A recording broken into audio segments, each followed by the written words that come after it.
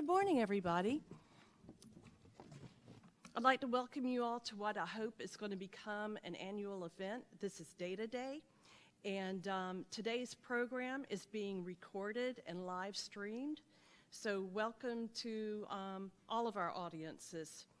My name is Elizabeth Hayden. I'm the Reference Services Supervisor here at the State Library of North Carolina Government and Heritage Library, which is part of the Department of Natural and Cultural Resources. We have a great program in store for you all today.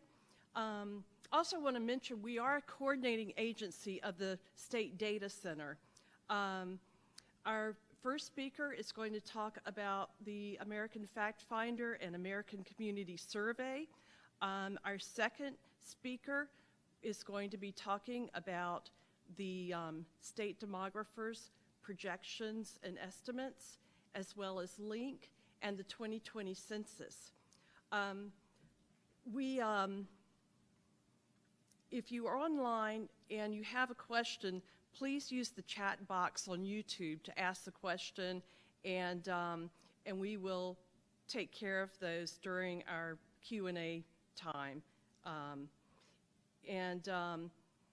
We will be taking a break right at 10:30, and it's a 15-minute break and we'll resume sharp at 10:45. I want to introduce my first speaker. It's Michelle Hazlett.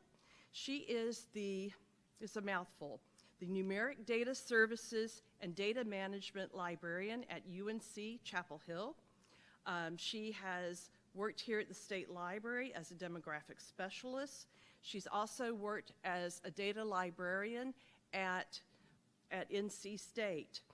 She is a graduate of the School of Information and Library Science in Chapel Hill. Please welcome Michelle Hazlett.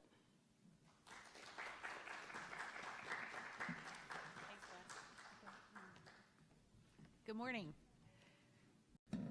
Sure about this. All right.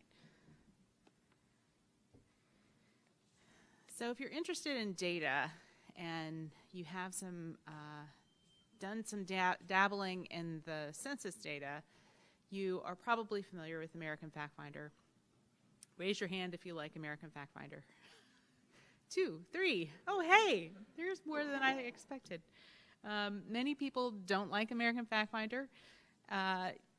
Just wait. There's a new version coming soon. So that's what I'm going to talk about today, is what to expect in the new version. I'm going to give you a bit of an overview of what we've been told about this new tool and the timeline for migration from the existing tools to the new platform. There's some limitations to this beta platform, so I'm going to point those out.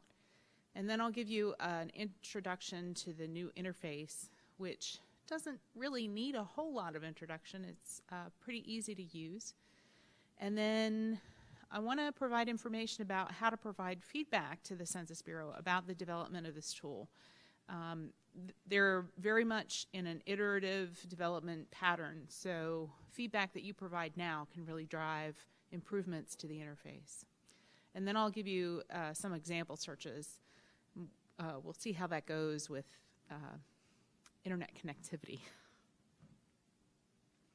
So if you have questions or if you want to see a particular search, do chat in from online any questions that you have, and we'll address questions in the Q&A.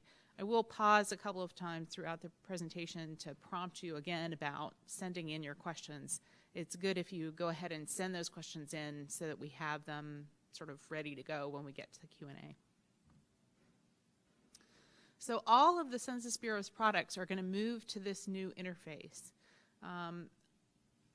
The development of their tools has been scattered across lots of different programs and have a long history of development, and a lot of these tools have never really been updated. Data Ferret is essentially the same interface that it's been since 1995, and you can tell. So all of these tools are going to move to the new platform, And if you can see it down there, the organization within the Census Bureau that's leading that development is the Center for Enterprise Dissemination Services and Consumer Innovation, which we're pronouncing as CEDSI for the acronym. So this is how the Census Bureau has given us their timeline. Last year was all of the same platforms that they've been on. This year and next year, they're just beginning to move into the new platform, getting the platform stable enough over last year and this year to begin moving those tools into it. So the tools that are available now are really essentially just American Fact Finder, and they're using test data. So you can't really use the new platform as a replacement for American Fact Finder yet. You really want to wait and still do your official searching in American Fact Finder for now, and then hopefully in 2020 they'll have pretty much completed the Fact Finder migration into the new platform. I'm going to just keep saying platform because there's not really a name for it at this point. The tools that they have laid out for transition include the Census Business Builder, Data Ferret, Quick Facts, and American Fact Finder as the initial ones that they're going to move. And eventually they'll proceed to have all of their tools in here, including things like On the Map, which is a pretty amazing feat, all these different varieties of data that are going to fit in this one platform. I will say, in terms of where I'm getting this information, most of it comes from a webinar that the Census Bureau did back in December last year. And they had intended to do another webinar, I think in March of this year, but that never materialized. So this is the most current information that we have at this point. So what's in there? There's a good amount of ACS data, 1 year, 3 year, and 5 year data. County Business Patterns has 2 years worth of data in there. Economy-wide key statistics only has 1 year, same for the Decennial Summary File 1 and the Survey of Business Owners. As I say, there's a lot of stuff that you're not going to find in the beta version, so take some care when you're looking that what you're looking for actually is included. And they emphasize that the release should only be used for testing the platform and not for actual census answers. These are some known limitations. They don't have really anything below the county level yet, and they're expecting to add as they do more development for mapping. Going to be down the road a little bit, but they know that people want that, and so that is going to be added. Data Ferret at this point is really the only tool that does cross-tabbing, that allows the user to choose which elements they want to appear in a table and allows the user to actually create that table in the format that they want. Data Ferret, I heard back in June that that was coming within 6 months. Still haven't heard anything about it moving, so I don't know if that's still true, but it is going to be moving. So hopefully the new interface will be a little bit easier than the old interface. They know that people also want data scraping capabilities, using the data through APIs, and so they are building that. They are building mapping capability, but those are a little bit further down the road. This is the table they presented of sort of the technical limitations. I'm not going to go through this in detail, just to point out again, they're using pseudo data here, so don't rely on the results that you find in the beta release. But just a minute or two to have a look at what these things are.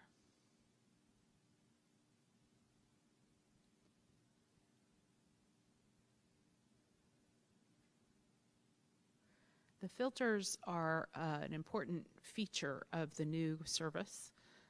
You'll see the new service interface is so stripped down that it looks like there are no options. So I'll tell you how to get to the options, because those filters can be really helpful. Okay, so this is a pause to prompt, chat in your questions. All right, so in searching the new interface, think about how you search. The goal of SEDSI in designing this new interface was really to make it as easy as possible for people who don't know census data to find something. So, in my personal opinion, I would say that it is perhaps too simple. It's kind of hard to find the hierarchies of geographies and variables that were inherent in American FactFinder, that are inherent in American FactFinder. But basically, what the Census Bureau is asking people to do is to challenge how they've designed this. So go into using the tool in just the way that you would have used American FactFinder. If you start with details, start with details. If you start with a big picture kind of approach, go with that. Test it in whatever way it occurs to you to do a search, and see if you can find stuff, and then report the results. The Census Bureau really wants feedback to get more intuitive approaches built into the tool before it goes live. So this is it. This is what the interface looks like. That's it. If you want to get to the filters, you can click on the search box, and it will give you, let's see if I've got a laser here. It will give you this advanced search option. And when you click on that, that's how you get the filters. So this might be a little hard to see. In fact, I think I have zoomed in on the next slide on purpose. But basically, the top of the screen gives you access to the Boolean search options, which the librarians among you will remember. And then the filters at the bottom give you more options for things like geographies and years, and topics in terms of like economic programs versus population kinds of topics. So this is a little zoomed in for the Boolean searching. Geez, I can't even hardly read this. So the first option is to include all of these words. The second option is exact words or phrases. The third is at least one of these words.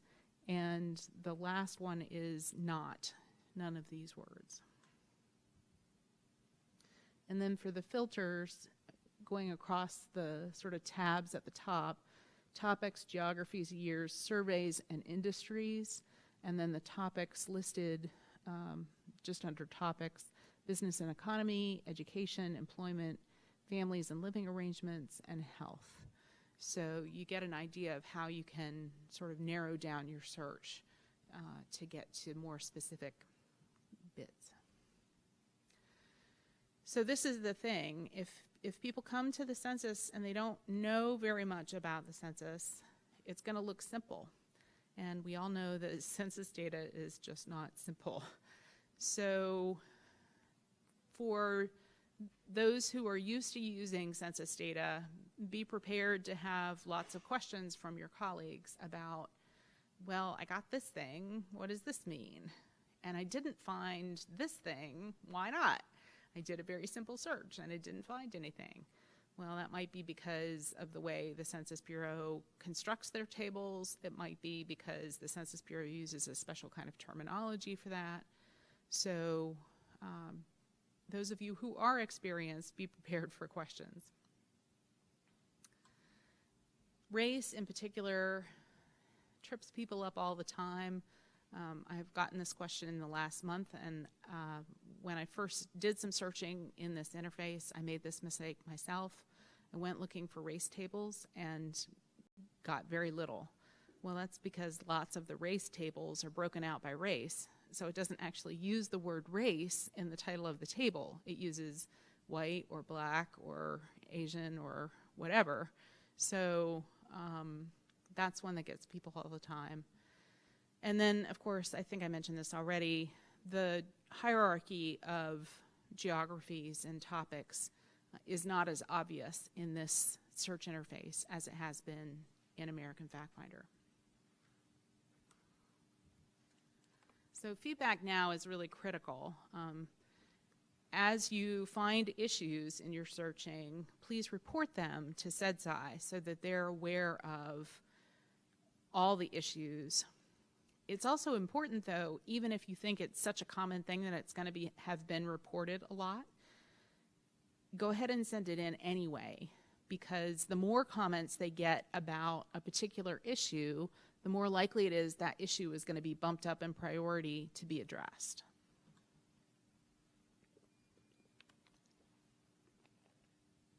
So these are the things that they're asking people to report.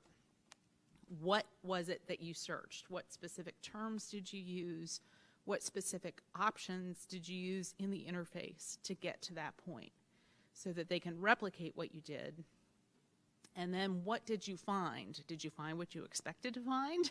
If you did not find what you expected to find, why not? Like, what did you expect to be different? And then how could they improve it if you have a suggestion about what you expected to find?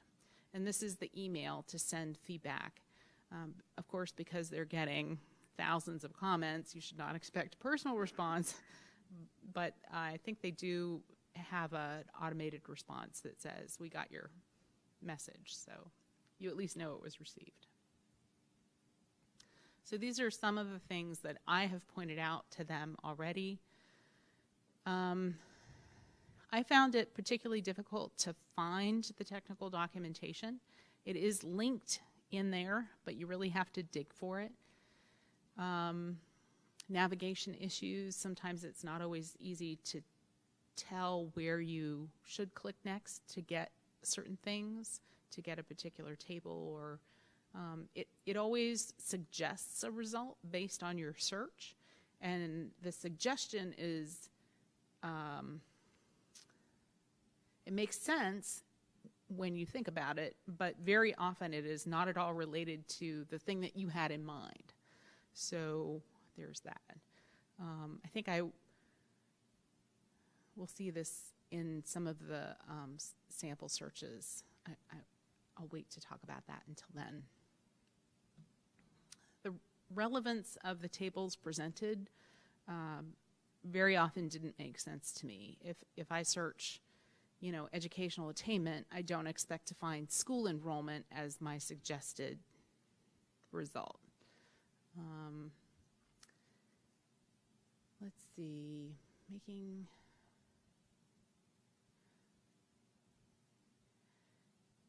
when they present those suggested results, they're just a picture. They're just a table.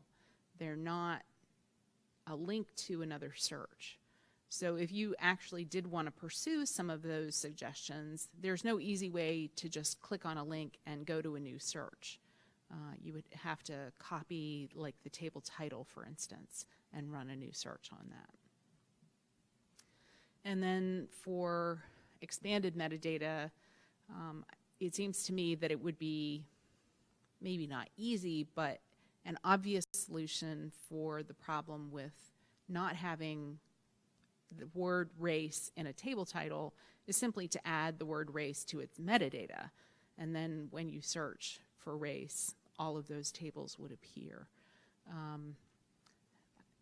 I don't have very much cataloger in me, but for you librarians in the audience, you will recognize that little bit of it. So again, send your questions by chat. So here's the demo test searches. This is the first one that I did with race and income for Orange County, North Carolina, and immediately I essentially got no results. If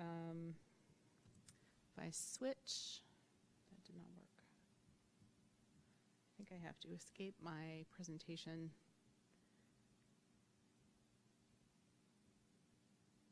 Oh, here we go. So if I just search here for race, Orange County, oops.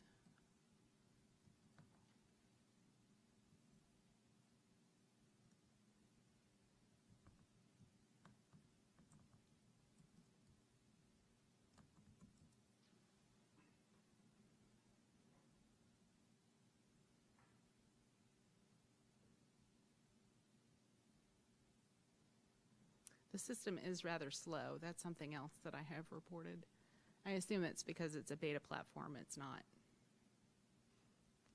Probably they're running it on multiple servers once it goes live, and they're not doing that right now.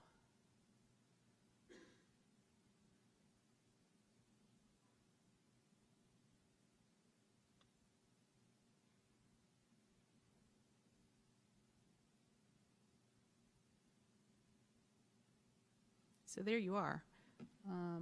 Here's some of the suggested results. They focused in on Orange County for the suggestions. And then when you scroll down a little bit in different screen resolutions, this will show differently. On my screen, the tables are closer to the top so you can see them. So here's some of the race alone totals. View all tables, 798 different tables. So to me, this is useful.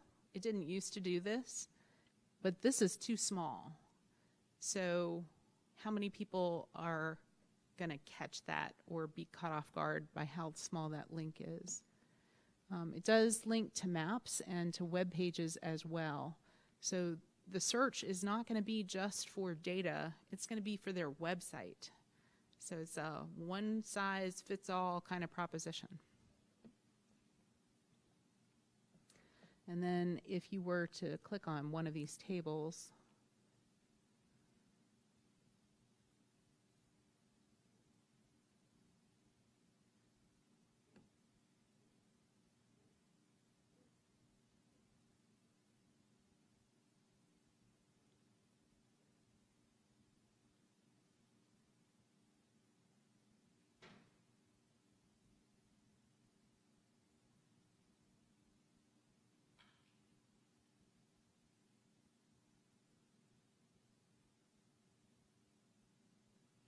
so here's the table. You have some other options down here on the left. And table notes and methodology is how they get you to the technical documentation. So I'm not going to go into that. Well, why not? We have time. So there is a link to further technical documentation and the methodology section and symbols, but this is actually pretty brief. So it does take an investment of time to go dig into those sources of how the data were collected. It does give you a breadcrumb trail to get you back to where you were.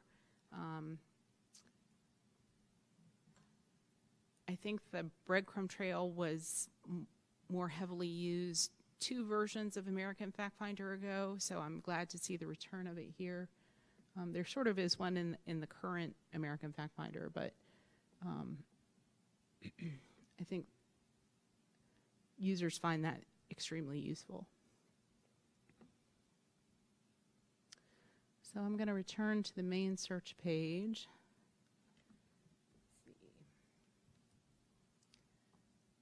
Recent income.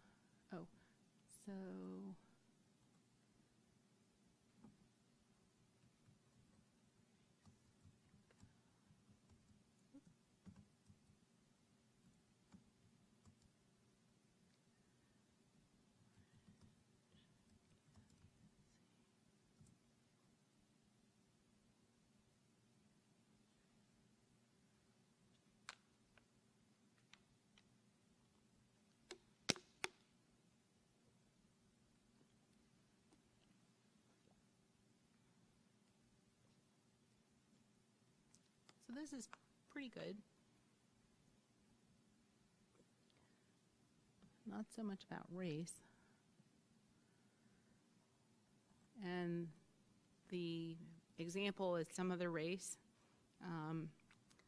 I'd be interested to know for 2010 if this is still true, but studies after the 2000 census found that most of the people who answered some other race instead of one of the specific races, it's a write-in category. So most of those people indicated that they were Hispanic, people treating the ethnicity category as a racial category. And it was a high percentage, like 97%. So if that still holds true, then this is really not about race and more about ethnicity.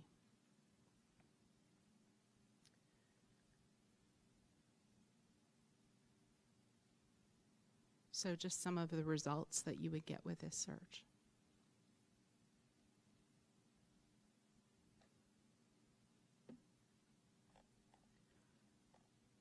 Okay.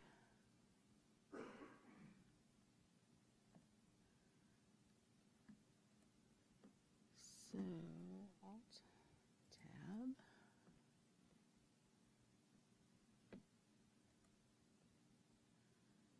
So, Education North Carolina is the next example.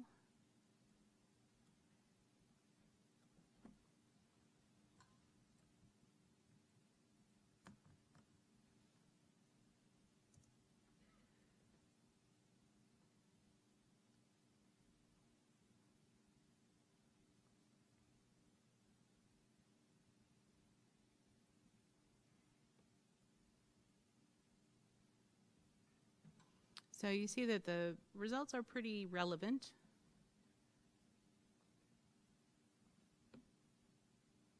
It seems like the profile over here on the right doesn't change very much. It's focusing on the same 3 topics each time. It's hard to tell if that might be because it's beta or if that's real, like if that's going to be the same 3 topics always.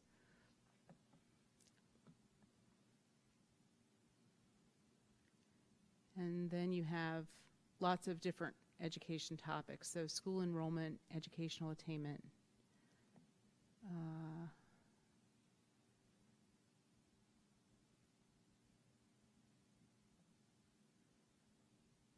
The web pages, you would sort of expect that education and school enrollment would appear first. So there's some of those kinds of tweaks yet to be done.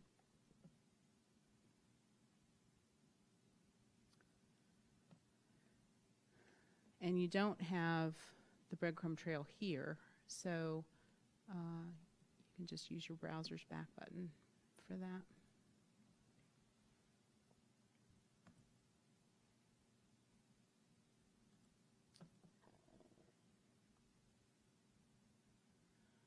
When I went searching for economics topics, these results were still fairly rough. If I'm just searching for a particular commodity like rice,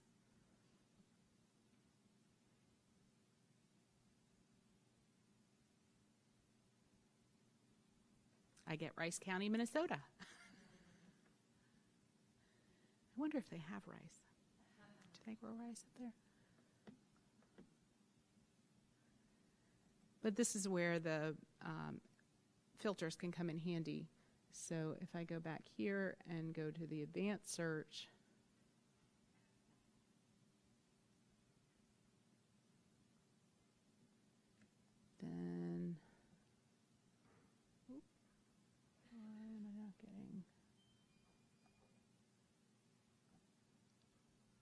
filters?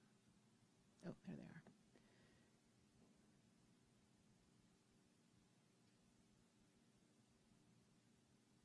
So if I choose business and economy, then I can choose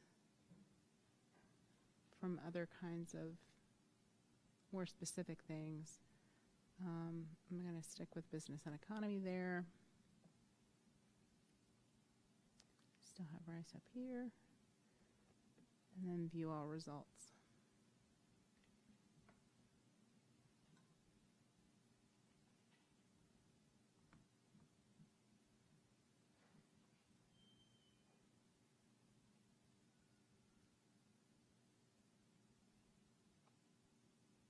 So still with Rice County.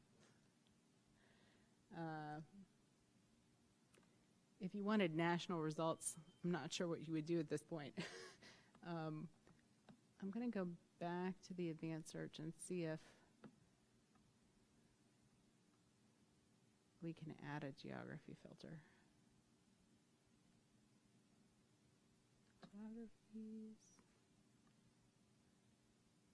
Bid states.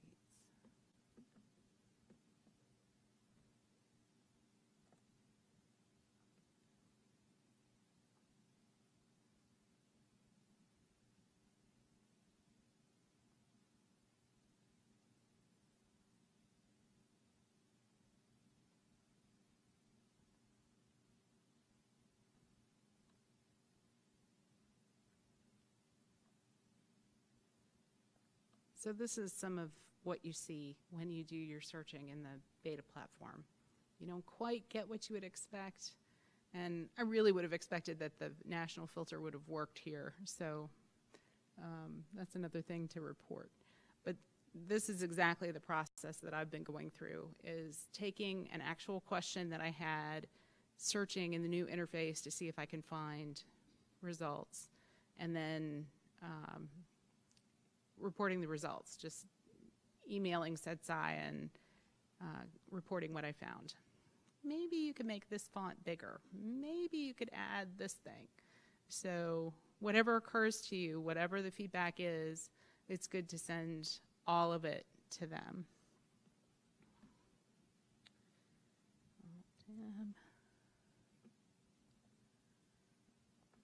I think that is all of the searching that I had to show you, but I did want to provide you with my email address.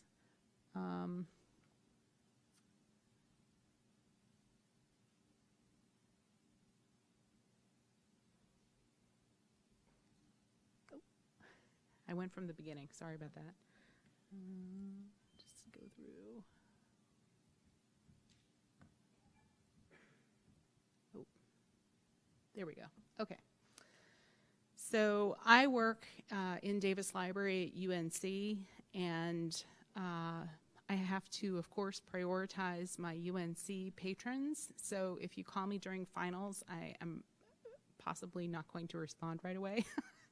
But I am available for questions from non-UNC users, from members of the public, from whomever. So if you have a question that you can't figure out, you can contact me.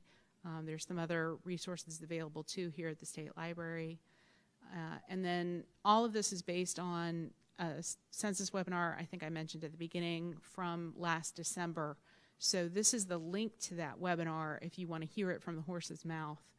They really don't do any example searching at all, because they didn't want to prejudice people about what they would find. So it's all focused on the timeline and the limitations of the platform. But it is good information, and I do recommend having a listen if you have time. I think it's about an hour. So there you are. I'm a little short on my time, I think, but if you have questions, I'm happy to, yeah. When you were showing searching and you weren't quite getting what you thought you would, is there an option to see something like a sitemap where it'll show you a list of tables or a list of pages, so you get an idea of, oh, well, this is what's out there that I could be looking at? Not as far as I know. So that's good feedback.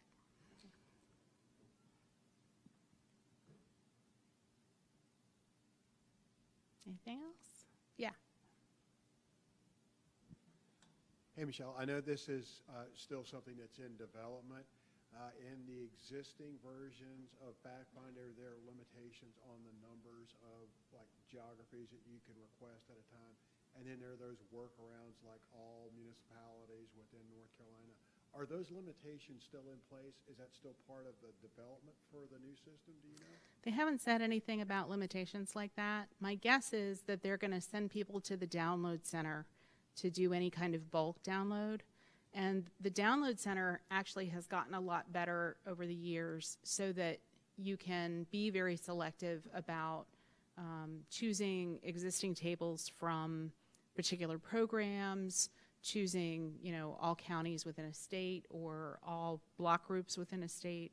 So that would be my guess as to what their solution is going to be for that. I don't know.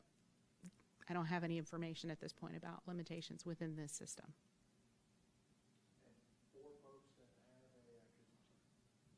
For folks that have a consistent list, I'm thinking of local government users or specific planners. Is there an option or is there a planned option for being able to save a criteria or save a search structure so they don't have to recreate it each time? They didn't mention that specifically, but I would imagine that that's something that people are asking for. So I would expect that there would be something like that eventually. Anything from online? Yes. Wondered what the schedule is for converting to the new system.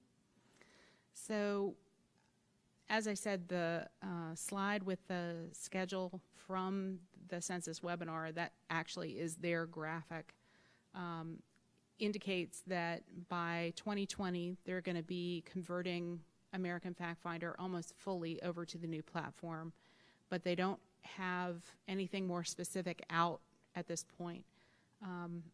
The only reason I knew the 6 months figure about Data Ferret is that I was trying to find somebody to present about Data Ferret, and they were saying, we don't want to do that presentation because we're expecting that Data Ferret's going to be on the new platform within 6 months. So that's the only more recent indication I have of their timeline. Yeah. Can you talk a little bit about how the census differentiates race and ethnicity? Sure. So when I think probably the Census Bureau is the only group that makes this differentiation, but the way the Census Bureau thinks about race is in terms of one's physiological construct.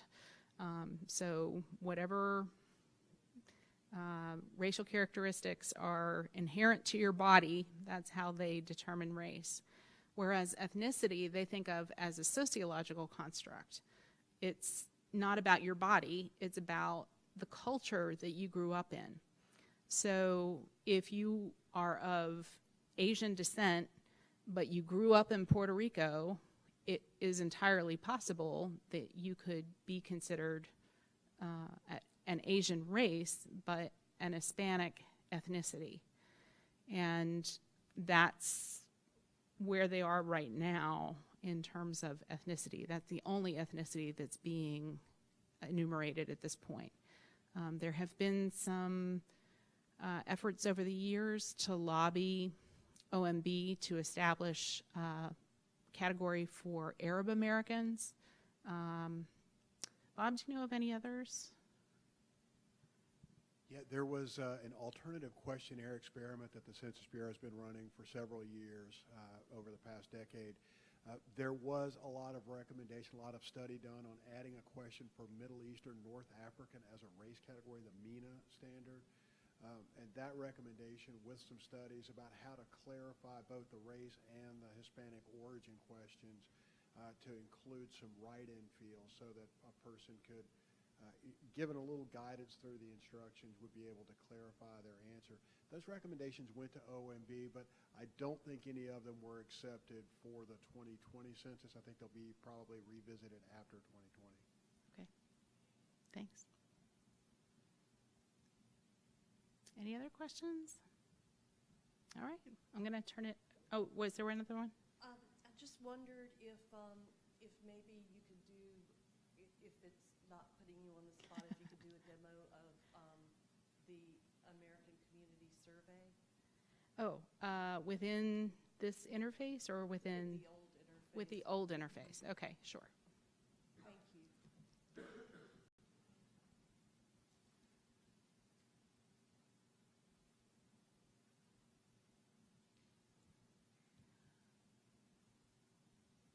This could kind of give us an idea of comparison to Yeah, absolutely. people who are new. Oops.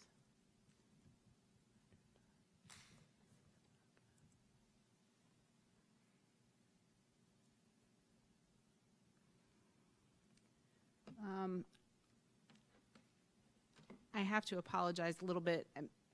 Having been working with the census for 18 years, I immediately go to the advanced search.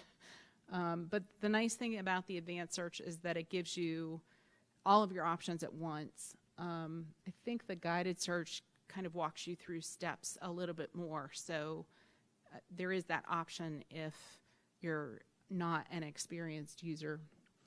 And then here's the download center. We can look at that in a minute too. So advanced search, show me all. That's exactly what I want. Your topics are listed over here in this sort of pseudo pop-up box. You can't move it around, but you can expand and collapse all of these categories to your heart's content. So let's say poverty. And I'll go for just the general poverty category. So it flies my choice up to this selections box where I can see what I have put in the box. All of your searches in American Fact Finder are, I'm blanking on the term, cumulative. So it will search for tables that match all of your criteria. So pretty frequently it happens that I have students who need information about poverty and race and household income and children of single parents, and they'll throw all of that into the search box and they won't find anything. And they come to me and say, why am I not finding anything? I know this information's in there. And I'm like, you're right, but there's not a table that has all of those topics in one place. So you have to break it out a little bit. Geographies, you can search. You see here the indentation shows you the hierarchy of these different geographies. So if you weren't sure what a block group was, you could at least know that it is subsidiary to a census tract. I'll just do county here. You can also search for a particular name or address or select it on a map. So then it's just a drill down process. Since I chose county, then I have to choose my state. North Carolina. You notice that it gives you choices here for all counties in North Carolina or individual counties. You can also select multiple counties, either click shift or click control.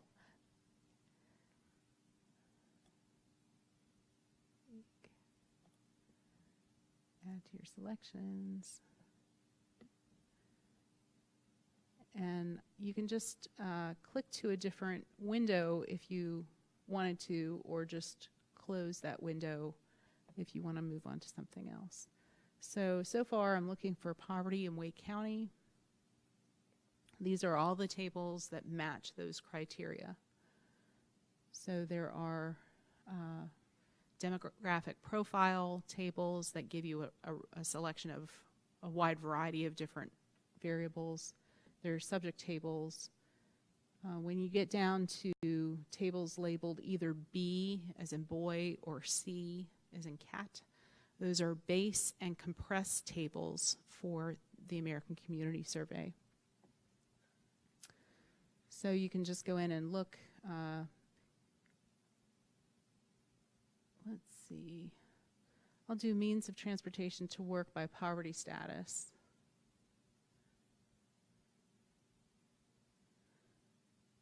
And there it presents you with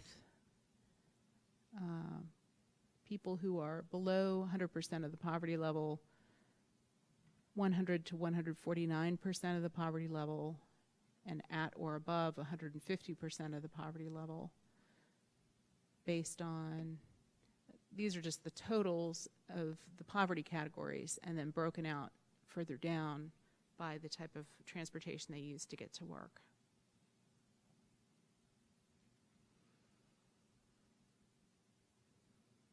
I would also expect, although they haven't said anything about this yet either, that they will eventually have some options in the new system for the same kind of table manipulation that they do in American FactFinder. Modify table will let you hide or show individual columns within a table. It'll also let you transpose rows and columns, so there's some nice features there.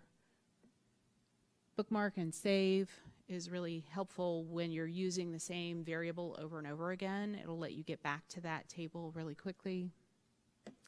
And then the print or download options give you either the ability to print a table as a PDF file or to download the data in like a comma-separated file so that you can actually manipulate it in another program like Excel.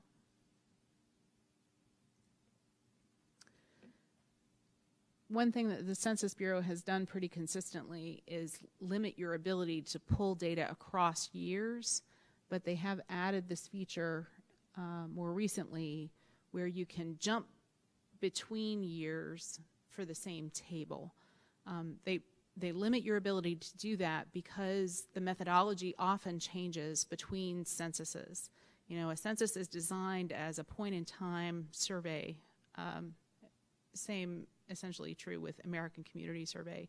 It's not intended to track the same population in the long term. It's not a longitudinal survey. It's just looking at what things are like right now. So between years, they redesign how the questions are asked, and that can change the answers they get. So answers from different years aren't comparable over time. So that's why they have made it more difficult in the past. But they do give you a little bit of facility to do that within American FactFinder. Questions about this interface? Yeah. So if this table is what you wanted and you wanted to download it, is there a quick and easy way that you could document what your search criteria, which ones you used in order to create this table? So, no.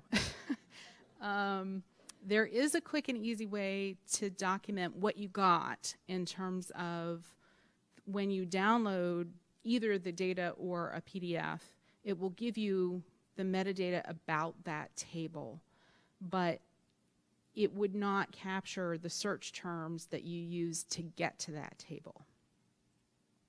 You would essentially have to track that yourself. I guess what I'm getting at is like something that captures exactly what is included in the table. Well, yes. If you either download or print, it will include the entire table and the table's metadata. Other questions?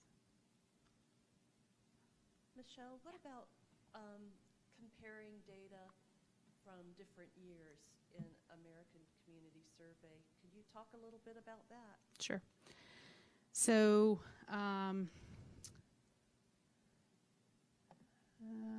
let me go back to my results page.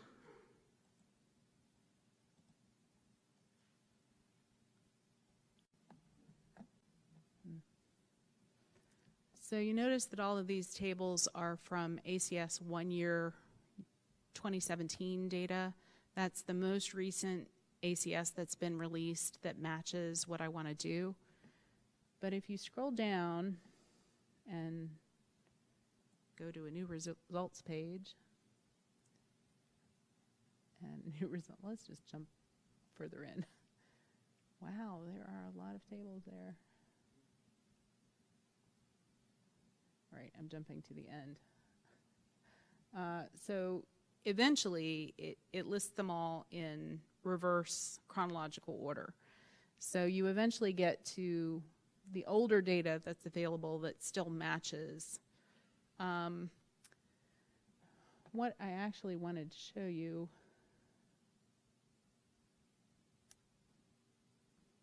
we will have to suggest to them that they add a way to jump to a specific page.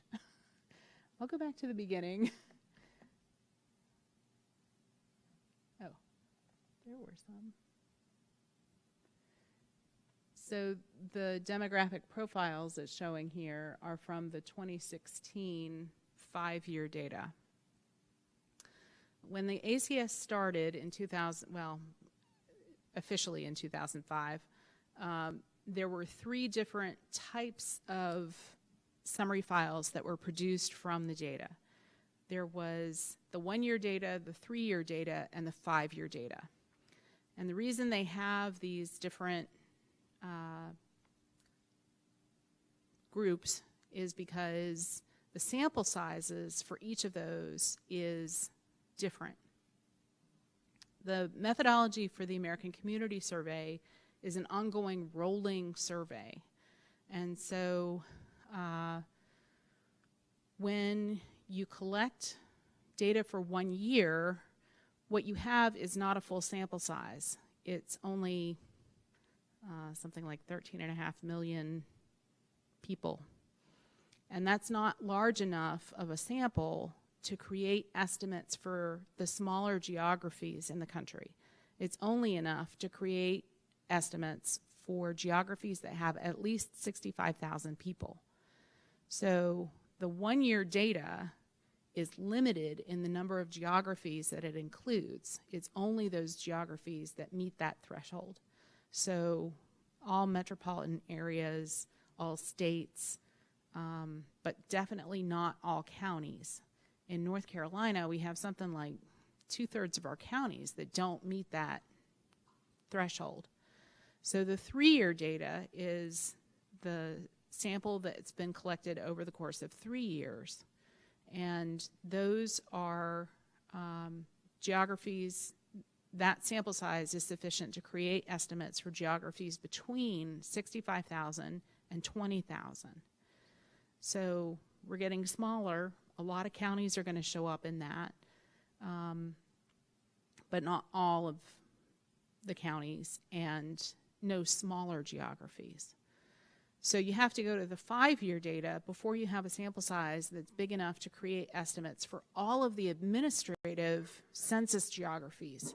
Tracts, block groups, and blocks are only going to show up, well, blocks don't show up at all in the ACS data. But for tracts and block groups, those are only going to be available in the 5-year summary files. So when you're comparing, for the sake of convenience and to make the data comparable, the Census Bureau includes all of the larger geographies in the smaller summary files. So if you're looking at a tract in Wake County and you want to compare it to Wake County or the state of North Carolina, then you would want to use Wake County and the state of North Carolina data from that same 5-year summary file, because the sample size is the same as the estimate for the tract. And so that's what you would want to compare to. In terms of time, there have been changes, sort of obvious changes, over time in the American Community Survey questions. One of the advantages of running the survey every year is that you can respond to changes in what's relevant, what's important to look at in terms of society at large. And so one example of this is that the question about insurance coverage only started in 2008. And in 2008, it was a test question. It wasn't made official until 2009. In 2005, when they implemented the ACS, the budget wasn't quite as big as they needed it to be for full implementation. So the 2005 data have no information about group quarters. Group quarters are places, administrative facilities where people live in groups. That could include nursing homes, military barracks, dormitories, any place like that where people are living together in one building in groups. And those folks don't get counted by individual census forms. They're not sent individual census forms. Instead, whatever the facility is, provides the Census Bureau with their administrative records that have information in them, essentially the count of their residents. Prisons is another group quarter. So you don't get the detail that you would from an individual census form. One sort of drawback to this approach is that almost everybody who lives in group quarters has a lower income than the general population. But it's impossible to collect information about income for people who live in group quarters. So there is no real information about those folks' income.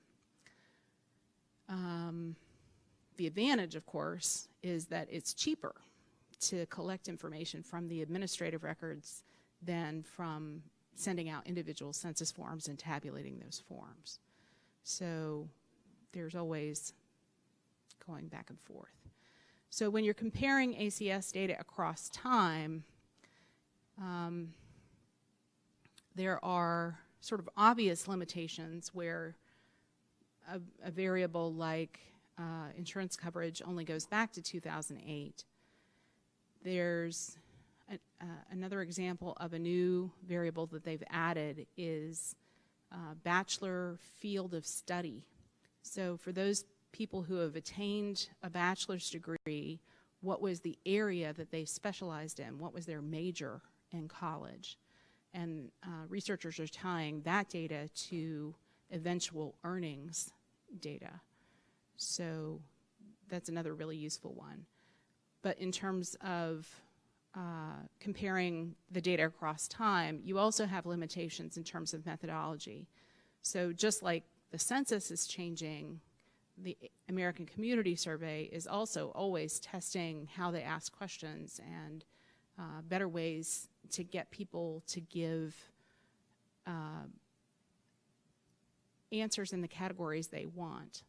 So for race and ethnicity, one of the things that they have tested is asking the ethnicity question first so that people have a chance to say up front that their ethnicity is Hispanic, and then maybe when they get to the race question, they will understand a little better that race is, as far as the Census Bureau is concerned, is about physiology. And so they won't write in some other race category, but choose one of the main categories that are already offered. That's a test thing. Whether that's actually working, I don't know.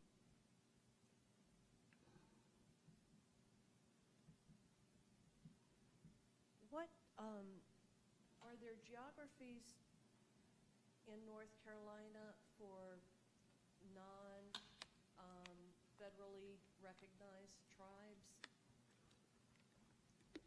There are. And can you show us what they are for North Carolina? Ooh, show you. I don't know right off the top of my head where to look for a map. Okay. But I can tell you a little bit about what they look like. So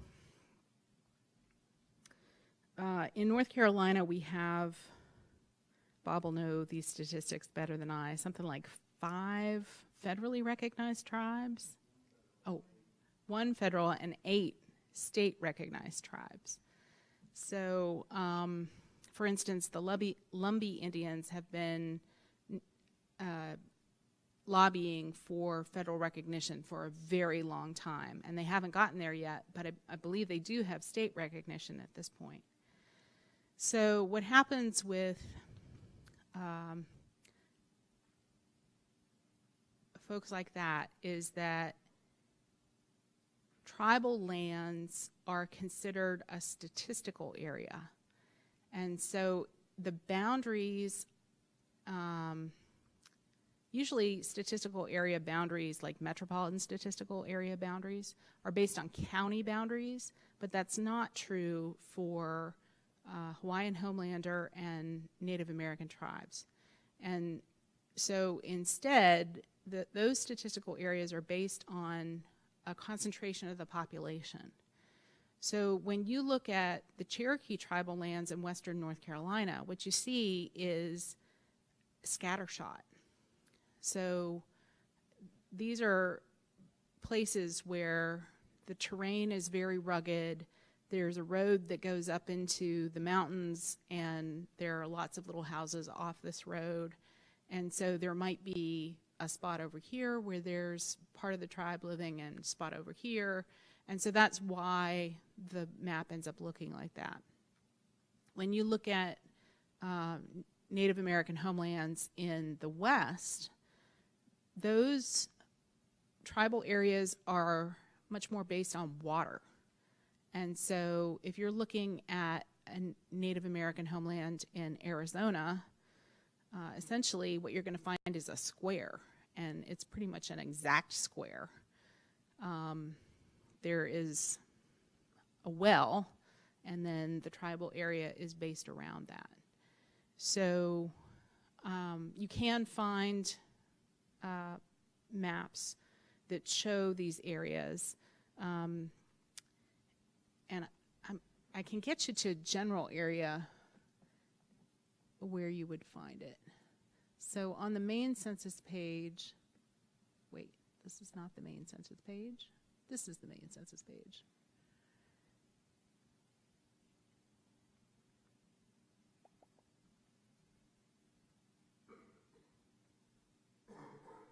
I really hate that they took away my A to Z index.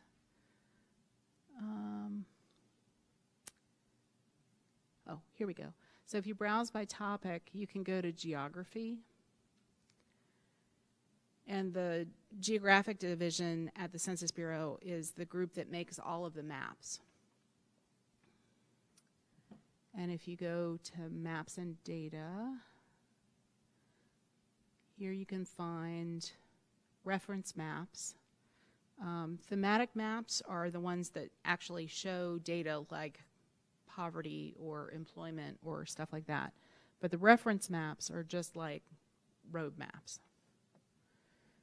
And so then I have most often used just the census reference maps, where you can get census blocks, block groups, tracts, all of that. And these are the maps that are intended to be printed at a 3-foot by 3-foot size.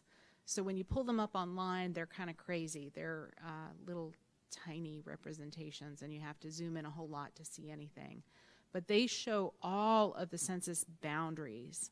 So if you happen to know the counties in western North Carolina where the Eastern Band of the Cherokee reside, you would be able to go to the county maps, and on those maps you would see the boundaries for the Native American homelands.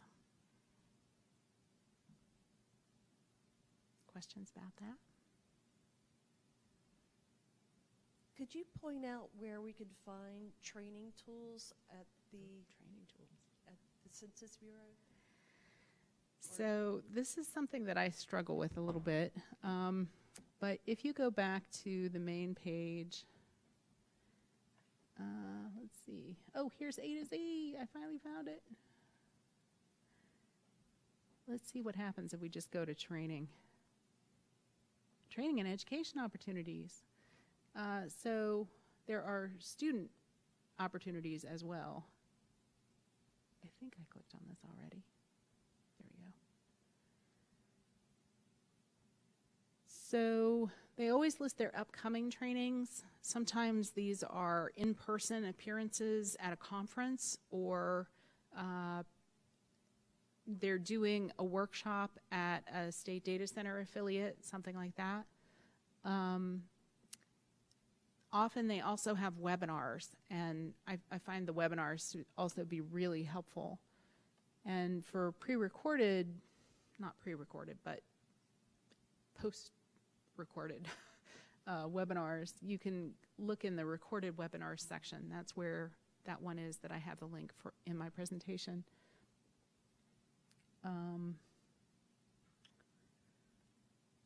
They also do trainings on a regular basis in Washington for really anybody who wants to come. They do have done some trainings that are particular to librarians, but I think those are usually routed through the Federal Depository Library Program. So I don't think those would show up here. They are also open to visiting. Budgets being what they are, their travel out to other places has been restricted over the last few years, but sometimes they still do that. Other questions? I would like to use this as an opportunity to point out that the North Carolina State Data Center Network has an affiliate network of 45 agencies across the state, and all of those have been trained in a lot of this, and many of those are willing to host regional training workshops and things around the state. So I'd encourage anyone in North Carolina or around the country, if you're online listening to this, to get in touch with your local state data center, find out where your closest affiliates are, and they may be able to set up some training for you. Give me your web address, I'll pull it up. Give me your web address and I'll pull it up.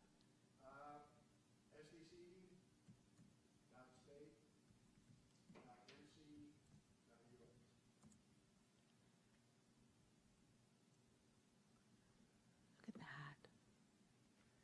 Contact? If you scroll down, Oh. we have there's our Brochure. and there's local affiliate links at the bottom, Yeah. right there. So that'll be a list. Look, look.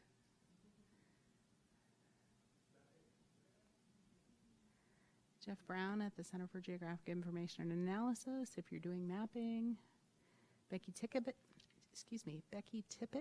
at the Odom Institute. Yeah, she is Carolina Pop Center.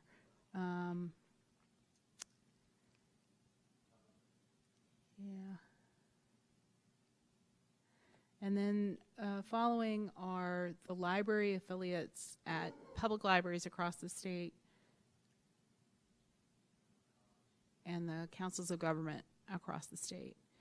The councils of government are always sort of multi-county regions, and the public library affiliates are kind of associated with those regions.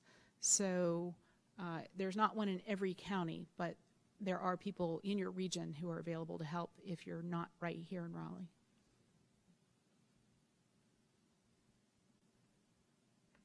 Other questions?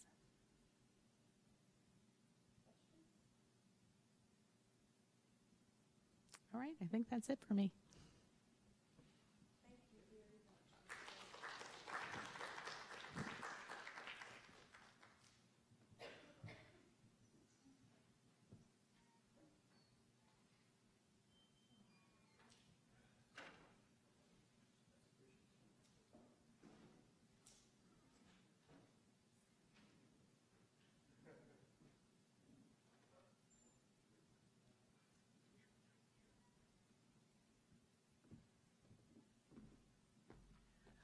Because we are live streaming, we are going to we're going to have to wait for our next speaker to speak at 10:45, and I would like to invite you all to come to our library, for those of you who are in the audience, to come in our library and look around and maybe sign up for a library card before the next speaker. We do have library cards available to any North Carolinians that will allow you to access certain databases online, and you can also check out some materials in our collection. This is the first time we have opened up our collection to the general public. Before, we had always only allowed state employees to check out materials. So please come by the library and sign up for your library card, learn about our services, and then we're going to resume at 10:45. And there's water out in the lobby for you. Sorry for the folks who are here virtually. No water for you, but please take a few minutes. There is a snack machine in the basement as well, and we'll see you back here at 10:45. Thank you.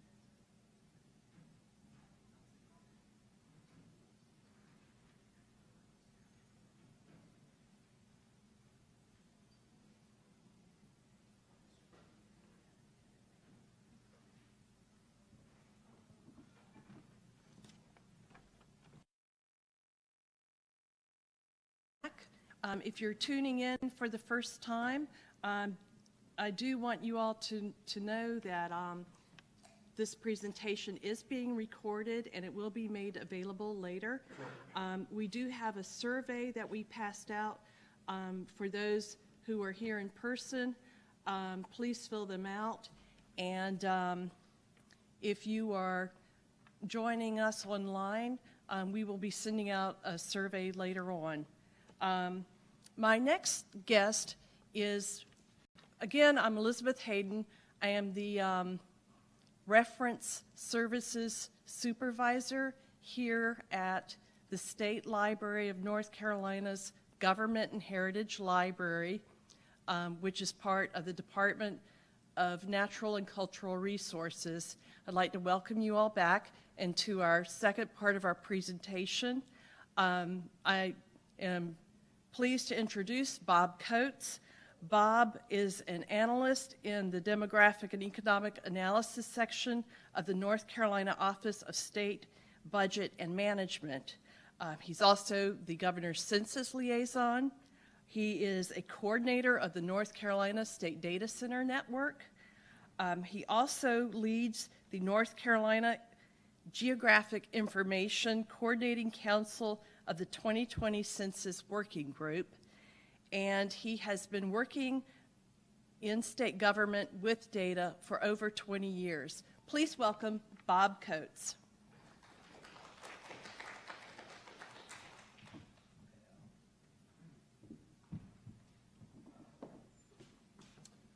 Hi, everyone. Thanks for having me here today. And also, during the break, I was able to take a little wander over to the State Library. So for folks who are in the Raleigh area, North Carolinians, that's a great resource. I encourage you to come by and check it out. As Beth mentioned, I wear a couple of different hats within state government here in North Carolina, working with different types of data. So what I thought we'd do today is to talk a little bit about three main topic areas. The certified population data from the State Demographer of North Carolina, who's a colleague of mine at the Office of State Budget and Management. Talk about the Login to North Carolina, or LINK, online database. And also, I hope you've all heard that there's a census coming in 2020. But if you haven't, we're going to talk about it some more today, and what's coming, what's already happened, and how you can plug into that. So, first things first, the State Demographer of North Carolina. There are a lot of different sources out there for population data. You can get it from the U.S. Census Bureau. You can also get it from the American Community Survey, which is a Census Bureau product. There's private company data from places like Esri and Google. Other federal agencies produce data on population, like the Bureau of Economic Analysis.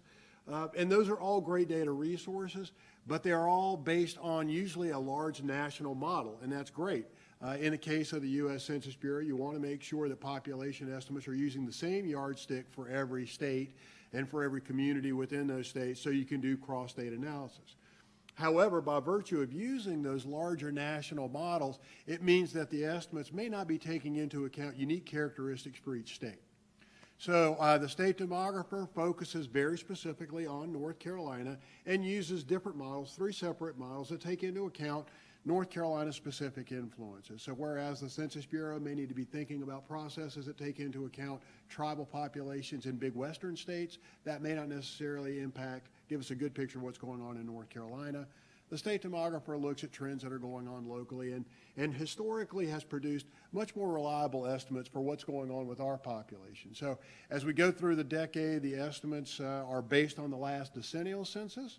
So that's a big reason to let's get this census right, because it's going to impact us for the next decade.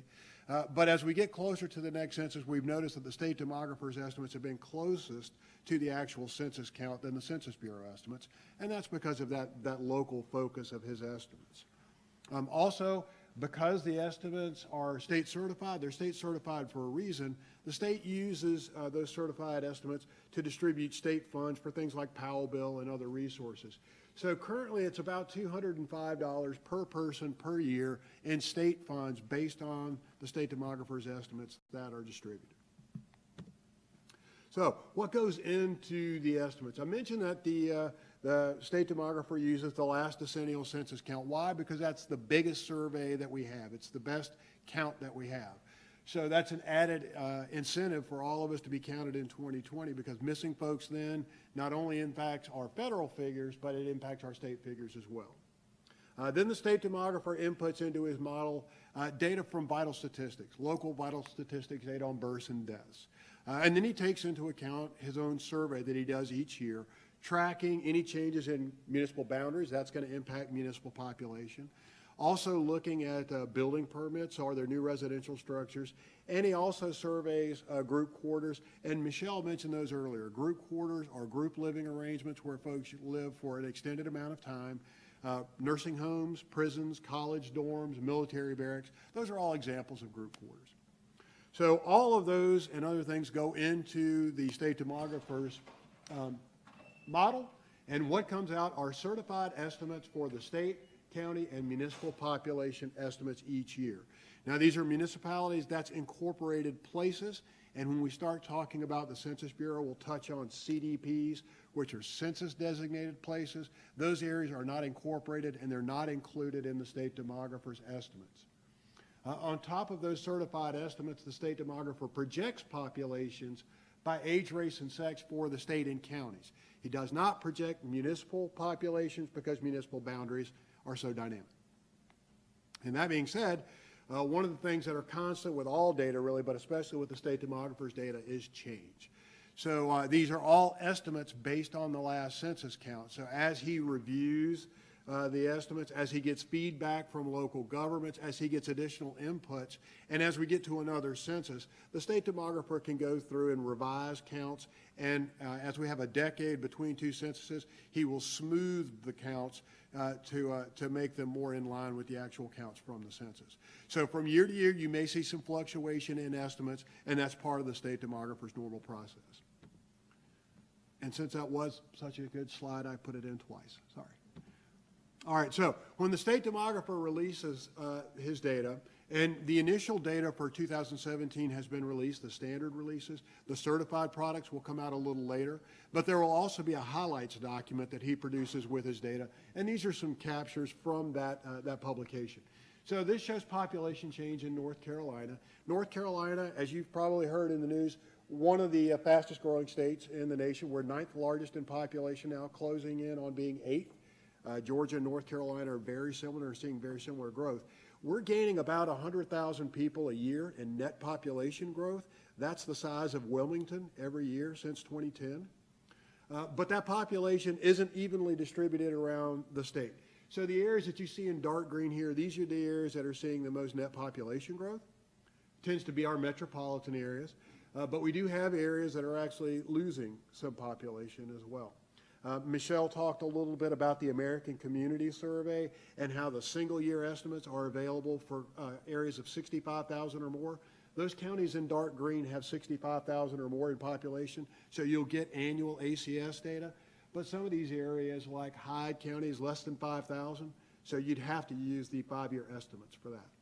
So just a quick picture of who we are. And one thing to note is the dates up here. So April 1st is a Census Day reference. But if you go to the Census Bureau site, you'll also see data from July 1st, 2010. That's the Census Bureau's estimate base. So anything that's April 1st is a decennial census reference. Anything that is July 1st is an estimates reference. So just a rule of thumb, and it's going to come back to us when we get into link a little bit later. So another big component that drives our population growth, and another big component of the data that the state demographer releases, is net migration figures. So North Carolina is, again, one of the states, in fact, we're third behind Texas and Florida in terms of net migration growth. This is showing you the counties that are benefiting from that net migration and the counties where people are actually leaving because of net migration. So there's an interesting story behind this, and there are many local planners that will look at this saying, well, as a local planner, and there's data that comes from the Census Bureau on county-to-county migration flows, so you can see where you're gaining people and where you're losing people, and then you can start analyzing what's going on in those counties that may be attracting migrants and what's going on in those other counties that may be causing people to leave. So a very powerful tool. I mentioned the state demographer does produce estimates by age, race, and sex.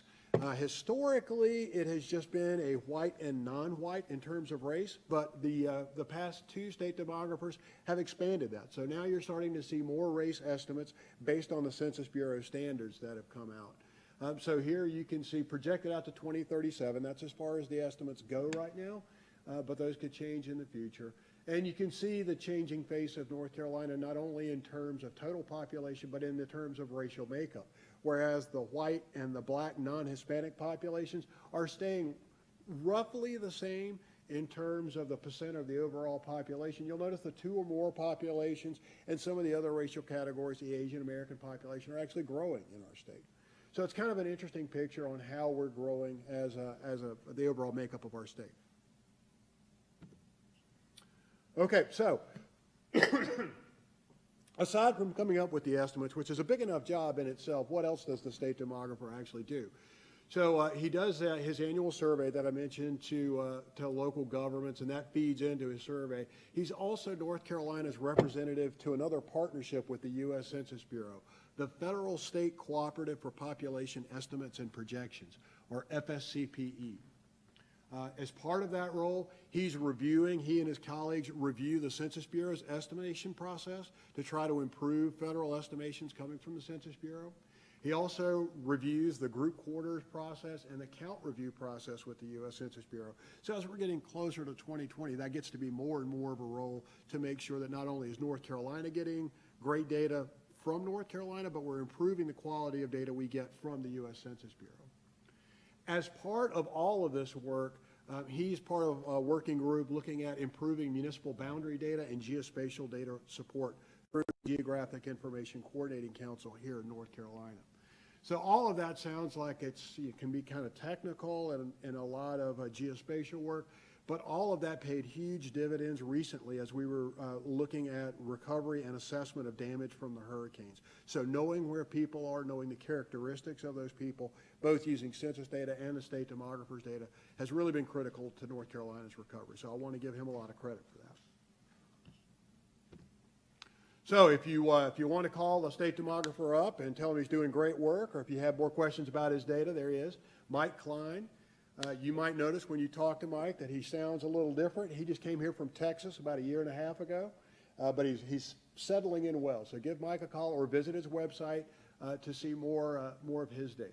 Now, I will point out that if you are familiar with the state demographer's data, Mike is fairly recent with us. He's revamping the site a little bit, so you may not be able to find the files that you're used to seeing. So if you have questions about how to track down some of his data, you can contact me or contact Mike. Okay, log into North Carolina, the LINK system. So LINK was something that was born through the State Data Center here in North Carolina back in the late 70s, in the early 80s, when data lived on mainframes and dinosaurs ruled the earth. The idea at the time was to have a centralized location. There was a lot of great data that was being produced by state agencies and federal agencies, but in those days, a lot of the data was hard copy. So we wanted to have a resource that was available so that folks would have a great first place to go to find general information about North Carolina. And that's really where LINK came from. Now, there's a lot of data there. It's going to cover everything from population data to crime data to crop data to labor force data. So there's a ton of stuff in here coming from federal and state sources. And the good news is the state demographer's data is also in LINK as well. So let's talk a little bit about what LINK is. There's the web address for it, link.state.nc.us. It's over 1,200 individual variables organized into 12 general topic groups. Topic group is the term that it's always been called within LINK. You can think of it as themes, but that's what it is. It's keyword searchable. There are help screens there. Now, we saw a good demonstration of American Fact Finder this morning, and we talked about the new evolutions of Fact Finder. LINK is older than Fact Finder. So a lot of the processes that you'll see in Fact Finder were kind of pioneered by LINK, so I'm totally taking credit for American Fact Finder and everything that we've helped the federal government out with. Finding data within LINK in the same way that there are multiple tiers. There was the advanced use, the kind of quick facts in Fact Finder. Within Link, there are 3 different ways that you can find data. You can get pre-formatted reports, you can get custom reports, or you can do the advanced reports option. The default when we get into it is the guided 3-step custom report. And the 3 steps are pick your geography, pick your data, and pick your year. We kind of structured it that way to kind of guide the novice user or the intermediate user through it. But if you're more advanced, you can certainly skip ahead. There are some limitations to using Link in the same way that there are limitations with using American Fact Finder. So you can only use 25 variables at a time if you're selecting individual geographies. So you need to, if you want 100 different variables, you have to break it up into different searches. If you're using all counties, if you're doing a search for all counties or all municipalities, it's going to limit you to 1 year and 1 variable, but there are going to be pop-ups and help screens that remind you of this as you go through it, so you don't have to necessarily remember it. All right. There's a lot that we could talk about in Link, but I think maybe the best thing to do is kind of walk through some examples that kind of highlight some of the functionality that's there. So let's take a quick practice, see if this works.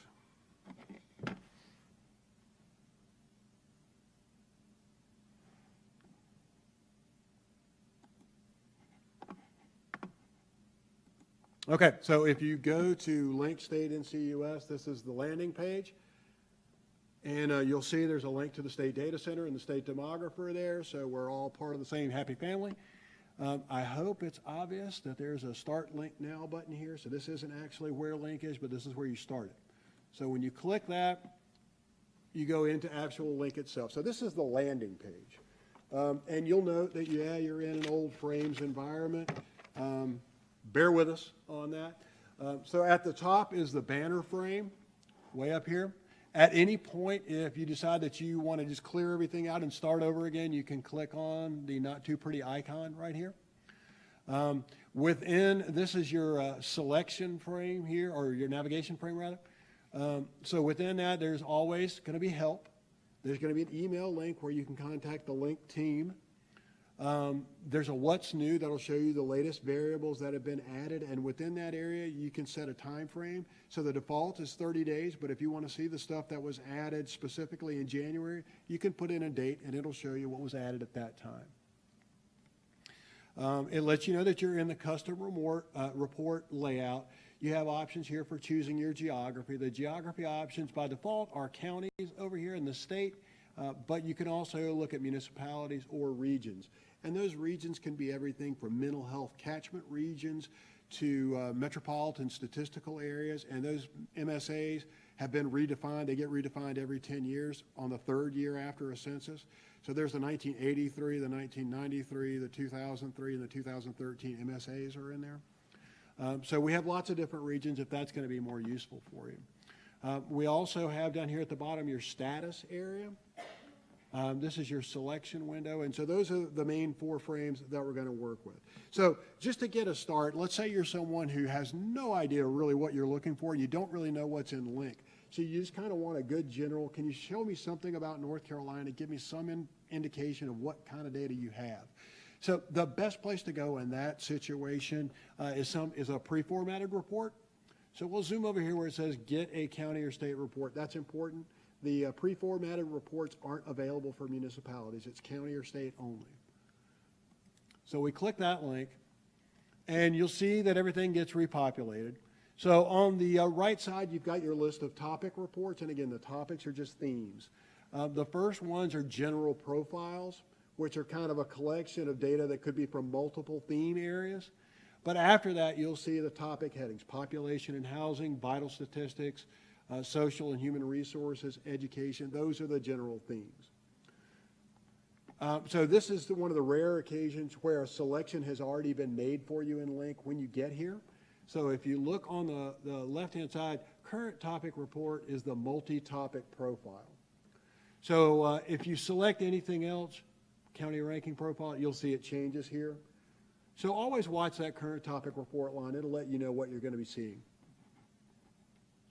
So back to the multi-topic profile. Let's just take a look at North Carolina. If you click on that, you'll have all the counties. But we'll start with North Carolina and click Go.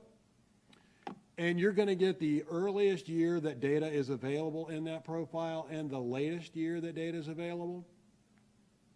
Now, the reason that 2018 shows up is because there are some data for 2018 from population estimates, but there's not much else there. So I'm going to choose 2017 just to show you a populated profile. So not real pretty, but you see we've got population data, there's labor force data, there's payroll data, new industry employment, farm cash receipts, work first recipients, and then you've got your data point on 2017. Now, you'll notice in some of those fields there's some words that say no data. I don't know if you can read it from the audience. No data means there's a differentiation in length. That zero, the number 0, is a value. So if the population in a given area is 0, it'll say 0. If the population wasn't reported for an area, they just didn't give us any information at all, it'll say no data. But for some data series, they might say, well, the population is between 15 and 500. They give you a range, or they give you a suppression code. In those cases, we don't load a letter code or a range. We just leave the field blank. So there's a difference between no data, 0, and a blank field. So a blank field means there was some sort of data given, but it wasn't a specific point. No data means no data was reported, and 0 means the value is 0. So that's true across LINC.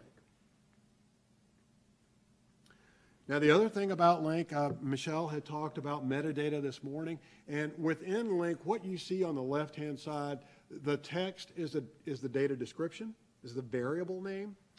After LINC, you'll see a dash, the letter V, and then some numbers. That V stands for variable, and the number is the variable number. Back in those dinosaur days, you had a catalog with the variable number, and you had to input that number to get the data. So for legacy purposes, we've kept it. If you find yourself using the same variable number multiple times, you can use that in the advanced search. So you can just pop in the variable number without having to look for text. So it's important to have it there. On any LINC result, on any profile or any data, the data description for each variable is always added at the bottom of the report. You can misuse the data, but you can't say we didn't tell you what the data meant. So it's always there. And for a big profile like this, for each one of those, there's going to be a definition. So this can be really, really long.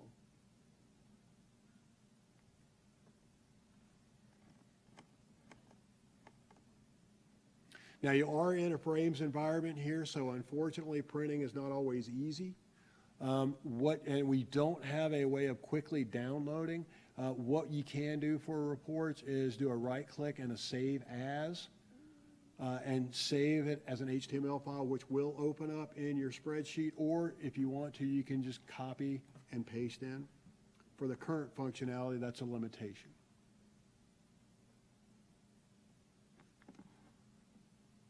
Okay, so that's using a pre-formatted report. Also, this kind of has a nice feature. If we had pulled a county up, it would give us the county seat and the elevation. So there's some nice geographic information that's there. So we'll click the link icon at the top and go back. See, it's cleaned everything out, and now we're ready to do another search. So this time, let's say you'd like to take a look at 2000 census population data, or 2000 population data for Union County. So what's available? So we can certainly, the default is counties, so we can certainly come over and scroll down to find Union County, but Union County is way near the bottom. So we have a search window where you can type in Union and go. So you see it pulls up not only Union County, but Unionville. So it's an important thing with the search to try to keep it simple. If you get too specific with what you're looking for, so if I were to type in Wake Forest, it would find Wake Forest, the town, but it wouldn't find Wake County. So if you're not sure exactly what you are, keep your searches simple to give yourself as many results as possible, and then narrow it down. So we'll select. Now, it looks like we've got Union County here, but it's important to keep an eye on our status bar here at the bottom. If you don't see, right now, nothing has been selected. Sort of like an American Fact Finder, the box in the upper left-hand side. If you don't see information in here, it hasn't been selected. So we're going to click on Union County, and now we see Union County popped up here, and we also have a geographic identifier that popped in here. This, again, is one of those legacy things back to the old system. But if you find yourself needing data for the same counties or the same municipalities, if you can, for me, I just know the codes now, so I can pop those in. So if you find yourself using the same geographies, you need the code rather than the name. So as I mentioned, the custom report is a three-step process. So we've selected our geography. That's the first step. Now we click Continue.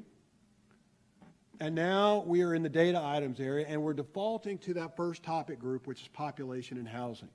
If we're not sure which population item we need, we can click the pick list, and we'll get all 12 of the options, and you can pick the area from there. But we're specifically looking for population information here. And so we look over, and under total population, we see, well, there's a couple of options. So what's the difference? Each one of these, I don't know if you can see it from where you're sitting, is a link. So if you click on that, you're going to get a pop-up with the metadata for that variable. It'll let you know the earliest year we have data, the latest year we have data. Is it a stratified variable? We're going to get to stratification in a little bit, so be patient. Where the data comes from, Office of the Governor, this is state demographer data. Does the sum equal the state county? It may not, because there have been revisions. And if you have any, it'll let you know that it's available for states, counties, municipalities, municipal parts, and county balances. We're going to get to that soon. And it gives you the full description of the variable. So if you're ever not sure, go ahead and click on the highlighted link and get the description. So if we're still not sure which one we want, we'll click all of them. Let's do 501, 304, and 6001. So now we see that they've popped up down here. So that means they're officially selected. Divided by a comma. So if you get to the advanced search area, if you kind of are using the same variables all the time, just know that you can pop them in right here, divided by a comma. You don't have to go through the checkboxes. And then we'll continue. Now we have all the years that are available for these variables. So we wanted 2000 and report. So we get all the metadata here. We get Union County, the year 2000. So we see that the Bureau of Economic Analysis says that the estimate of Union County in 2000 was 125,573. The state demographer's original count was 123,772. And the Census Bureau's count was 123,667. Now, for variable 5001, and if you read the description, for years that end in 0, that's going to be the adjusted census count. For all other years, it'll be the state demographer's count. So why is 5001 and 6001, why are they different numbers if they're both census counts? The 6001 variable is the variable that was released when the Census Bureau released the data from that census. For 3 years after that, local governments had the opportunity to challenge census counts based on procedures. So if there was a correction, the Census Bureau didn't reproduce the books. They didn't reproduce the data. They sent out an errata file saying, we changed these populations. In Link, we do the change for you. So the actual census count for 2000 is the 5001 variable. The 6001 variable is the error variable here. So if you see a difference between the two, 5001 is always correct. Okay? All right, so that was fun. So what about, can I get 2017 and 2018 population distribution within Guilford County? So the answer is yes, Link will do that for you. So we'll stick with our custom report here because it has what we want to show off. You'll notice under the first option for counties is an option that says include all sub-county areas. So if you're not sure what that means, you can click it and you'll get a pop-up. You've selected the option to include all sub-county areas. It's valid only when you select an individual county, and it will be ignored if you select all counties. So this is an example of some of the pop-ups that are there to help you in Link. So we know we've selected sub-county areas, and we've got subcode down here, but we haven't selected a specific county, which we need to do. So we'll come down to select it. So Guilford's always County 41. And now we'll move on. We wanted population, so we'll use the 5001 variable. And we wanted 17 and 18. and then report. So what we wanted to show here is within link, this is state demographers data, but you'll see at the top there's Archdale/Guilford, Burlington/Guilford, Gibsonville/Guilford. These are split municipalities. Municipalities where part of the town is in one county and another part is in at least one other county. So we have some municipalities that are split between 4 counties. So in this example, the state demographer is giving you the estimated population of that town that's in the county you selected. So the part of Archdale in Guilford County in 2017 was 372 people. If you look farther down, like we see a Gibsonville/Guilford, 3,566 people of Gibsonville lived in Guilford County. A little farther down, we see Gibsonville total. You get the total municipality if the majority of that municipality lives in that county. So most of Gibsonville lives in Guilford County, so you get the total population for Gibsonville and you get the Gibsonville part. We don't see another part of Archdale because the majority of Archdale is in some other county. And then at the bottom, you'll see Guilford County. That's the total county population, and underneath that, the county balance. The county balance is the part of the county that doesn't live in any of the incorporated towns. It doesn't necessarily mean rural. It just means that it's not municipal population. So you'll see in 2017 we have all the data because that's the latest data that's been produced. In 2018 you see a lot of no data because that's projected data based on the 2018 estimates. So we have a projected county population for Guilford, but we don't have anything else because municipalities aren't projected. So that's what's there. That limitation is spelled out in your metadata. So just to give you an example of what types of geographic coverage are available within Link. All right, let's go back and try something different. So what if you're planning a preschool program in Alamance County and you want to see what the projected preschool population would be in 2025 to see if it's a sustainable program? All right, so we'll start at the landing screen here. If we knew the variables, we could pop them in at the bottom. But we know we're going to be focusing on Alamance County, and that mysteriously happens to be at the top of the list. So we'll check that and move on. And we know that we're interested in the preschool population. So preschool, what does Link have for preschool? Let's use the search window. Did I spell right? Yep. And nothing comes up. So Link doesn't have any information about preschoolers. That's really weird. So what about if we typed in age? Oh, look. There's age 0 to 4, which is a preschool population. So that's an example of the search can be a little tricky if you might need to experiment with a couple of different keywords.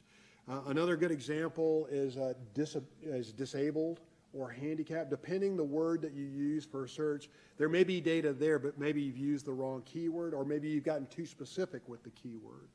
So keep it simple and see what your results are. So we use the word age here, and we got all this data, and we see stuff that says stratified here, and then we come down and we see more data that says males and females by age, and then we come farther down and we'll see building permits for residential garages because there's AGE at the end of garages. So it's searching within the whole word. So make your life simple at first. Keep the search simple, and if you need to tighten it up, you can. So for our purposes, this sounds like it might be potential for us. So we could come down here and click on this. Little quick tidbit. If you see something that starts in the 6,000 range, that's a census variable. Either decennial census or American Community Survey, and we know those aren't projected out to 2025. So I could click on this and read the metadata, or I could just know that census stuff isn't projected out that way. 4,000 series, that's state demographer data. For the county, we know he does project it out, so that sounds like a better hit for us. So let's go ahead and select 4001, and then we'll continue, and we want to see it for 2025, and then we'll do our report. Now, we only selected one variable, but you'll see that that variable has been stratified into male, female, white, and non-white. So there are not all the variables in Link are stratified, but if you see stratification, it means that somehow or another that variable has been cut up into different facets, so you're going to get more than what you necessarily ask for. There is a topic report, the population by age, race, and sex report. That is all the age categories for this data. And again, it's state demographers data. So you can get this from the state demographer site, or you can come to Link.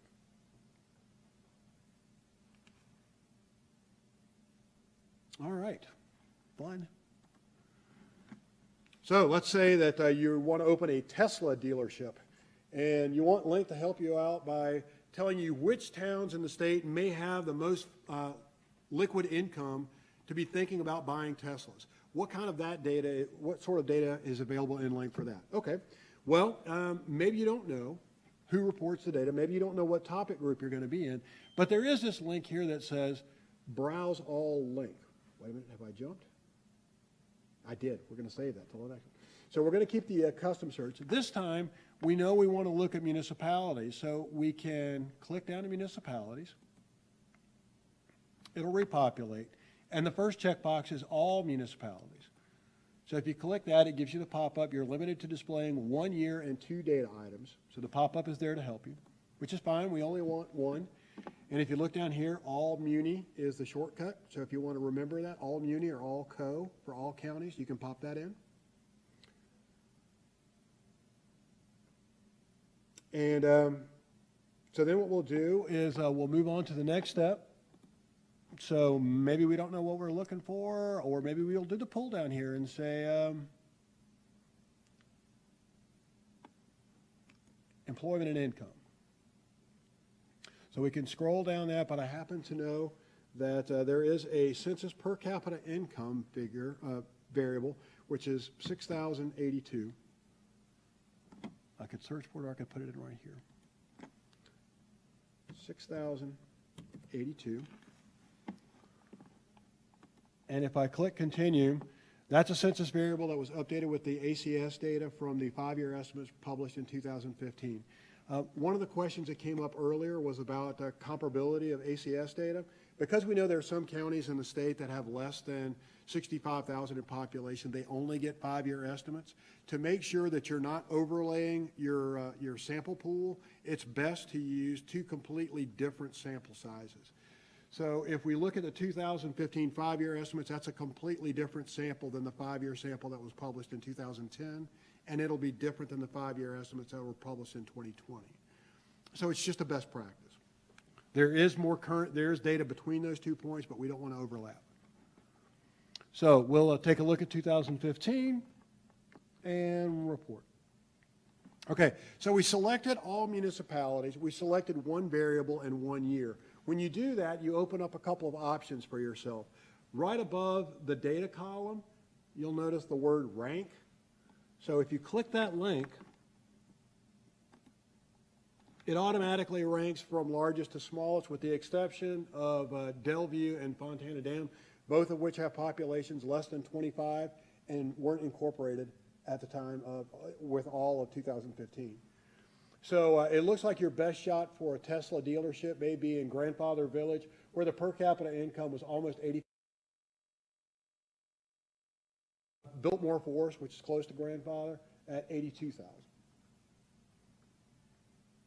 Now, if you're interested in maybe doing a join in a map, if you're using GIS, and you need the FIPS codes, the geographic identifier codes, for either municipalities or the counties, you'll get a link that says display the geocode in the first column. So if you click that, you'll get the full FIPS code.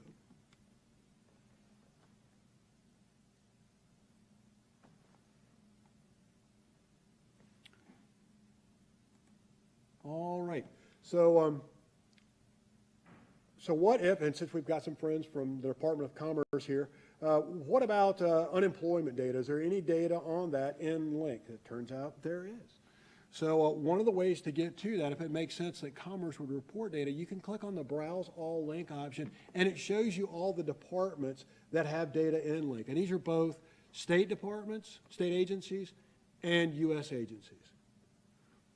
So it sounds like Commerce might be the place to go. So if we click on Commerce and then go, you'll see all the variables that are in Link that have been reported by Commerce, and you can click on any one of these and get the full data description with the earliest year and the latest year of data and whether they're stratified or not. So we're interested in unemployment rate, and we see that we've got annual data here, but we also see that we have monthly data here. That sounds fantastic. So let's grab the unemployment rate data, and we want it for, we can say, let's just go with all counties. We could pick any place that we want, but we'll go with all co. We haven't checked the box here, but what matters is what's down here, not necessarily what's checked. So if you have it popped in here, you're good. Oh, but you know what? Let's just go with North Carolina. So North Carolina is 0. And then we'll pick the latest year. So we picked one variable, but we got monthly data for every month in that year. So if we had selected 2017, there'd be 12 months worth of data there. So it's an example of a different type of stratification. All right, one more quick example, and then we'll stop this. So what about if you want to evaluate Orange County's SAT scores over time? Is there anything in LINQ that'll help out with that? Well, yes, there is. So we'll scroll down to Orange County. Check it. It shows up here, 68. That's great.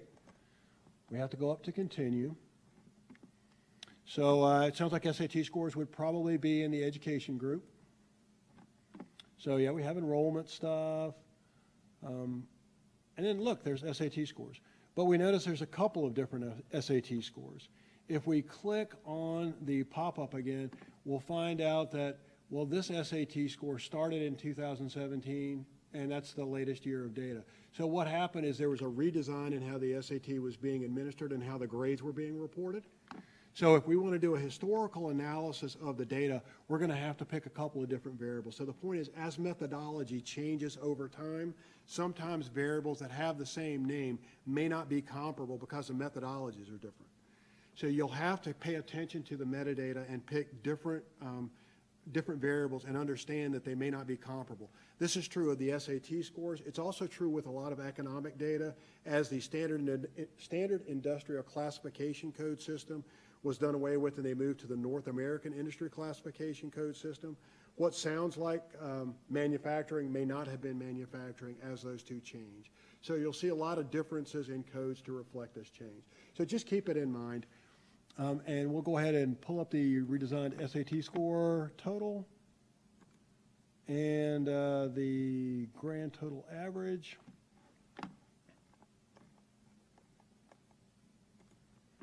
So we'll have to do 17, 16, 15, 14. So we'll see that there's no data for 17 because that variable was discontinued. And usually in the data definition, it will tell you that it was here. From 2017, scores for the redesigned SAT are reported under different variables. So that's a quick example of some of the functionality and some of the data that's in LINQ. Good news. As I mentioned, the state demographer's website was being redesigned. LINQ is also being redesigned as well. It's going to feature open data resources so that you can do bulk downloading of full data sets. It'll involve dynamic mapping, dynamic charting of data, new data sets that aren't in LINQ right now will be added, and a new color scheme. I know you're going to be sorry to see the old red and green go, but it's going to look better. And it'll be more powerful and it'll be more friendly to the current state of technology in the data using world. I wish I could say this is going to be available tomorrow. We hope to have something available by next spring. But if you keep an eye on the LINQ site, nothing is going to go away. There'll just be new data and a new look and feel. And that'll give us an opportunity to come back and show off the new functionality. So stay tuned on LINQ.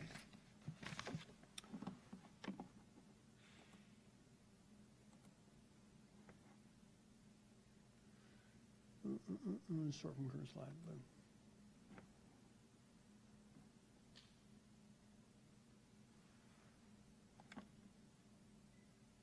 Fantastic. All right. Yesterday was the first meeting of the North Carolina Complete Count Commission. Governor Cooper signed an executive order on Tuesday, the 22nd. So this is very fresh news. So I'd like to talk to you a little bit about what's going on with the 2020 census, and hopefully everybody here is aware of it. But what I want to talk a little bit about is why it's important, what's gone on so far, and what the next steps are, and why, how everybody in North Carolina should get involved. So first of all, why do we care? Well, we just talked about the foundation of the state demographer's data is the census. So if we get that wrong, then our numbers are off there. But the census impacts three big areas right off the bat. Number one, it's our voice. It's required by the Constitution for apportionment in seats in the U.S. House of Representatives. As of about 2014, 2015, it was looking like North Carolina comfortably has another congressional seat coming. If we do a really, really great job in counting everybody in North Carolina and other states don't do as good of a job, it's possible that we could get 2 seats. So what that means is the interests of North Carolina are better represented. Our voice is heard louder in Washington. The other part to that, and of course those numbers also will drive redistricting in the state. So we'll be going through that after the census numbers are available. The other part is our tax dollars.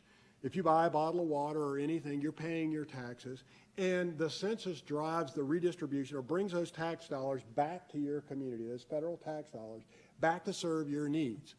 So the George Washington University School of Public Policy did a release last year looking at an older study done in 2009, and they found that about $1,623 per person per year just in North Carolina were being redistributed based on census numbers in some way, shape, or form. That's driving things like Medicaid, low-income health, low-income heating and energy assistance program, a lot of foster care programs. So there are a lot of programs that rely on good census numbers. Missing anyone means that those dollars are going to go somewhere else. So we want to make sure that that $1,623 comes back to North Carolina. And again, the state demographer is, we're apportioning about $200 per person in state funds based on those same figures. So that's a lot of money going to our communities, and we want to make sure we get it right. For the planning community, the census is the biggest survey that is done in peacetime. It's the biggest operation that the U.S. government does during peacetime. And it's the biggest, most accurate picture that we get of who our communities are. And that data is important when you're thinking about, do we need more schools in an area? Do we need more electricity? Do we need more water? Businesses are looking at this to determine market. Do we need to put another Target or a Walmart in that area? Does this area need a grocery store? So making sure that we're giving our planners and the economic development folks the best picture possible of our communities. We get one shot a decade to do this, and this is the foundation of ACS as well. So it's really, really key that we get this right for our own sake. It's not about what we're doing for the U.S. Census Bureau. We're doing this for North Carolina. Another key thing was this was a very key resource during the hurricane recovery. So having data at a very granular level of finding out where folks were, maybe which ones were over 65 and might have mobility issues, which ones may not speak English in an area, the census was really key in helping us with our recovery. So what have we done so far? The GICC, the Geographic Information Coordinating Council, has been really instrumental in working on helping us get ready the geographic foundation on which the census is going to operate. We've participated in the Geographic Support System Initiative to update the census address list. The local update of census addresses program, we're still in the middle of that right now, and the boundary annexation survey. All of those create the geographic foundation on which the census functions. We conducted, a state demographer and myself and some friends from the Census Bureau did 15 workshops over the late last fall and early this year, talking about LUCA and census preparation and promotion. And we're planning to do another round maybe later this year or early next spring to talk about complete count committees, boundary verification, and the participant statistical areas program. Staff from the Census Bureau have also been meeting with mayors and county commissioners. They met with Governor Cooper, and they're going to continue to be doing that. So as you go back and do your regular job, you may get calls from people who said, hey, the census is supposed to be coming in 2020, but I just had a visit from someone from the Census Bureau. What's going on with that? They're trying to make sure that we're doing the best job possible and getting folks prepared and motivated to be counted in the census. So what has the State Data Center been up to? We've been spending a lot of time communicating, letting the administration, North Carolina leadership know what changes and what programs are coming for the census. We've also been working through our affiliate network to keep local leadership, county commissioners, mayors informed, using listservs through the league and the association, also through the planning listserv, and the listserv that's hosted by the state library. So if anyone isn't already a member of the data users listserv, I'd encourage you to get in touch with Beth Hayden and get added to that listserv. There's not a huge amount of traffic there, but as we get closer and closer to census time, knowing what data is out there and how to use that data, that's a great community to be a part of. So I'd encourage you to subscribe. In terms of participation, there are some programs that we just mentioned, and we'll touch on those in a little bit, that we've been actively engaged with. And now we're into the part where we're doing a lot more preparation and training, doing local workshops, doing webinars and streaming presentations like this, and also being a part of existing meetings. So as there are associations that are having meetings and they may want to understand, well, how do we get involved with census preparation? We're happy to be a part of that.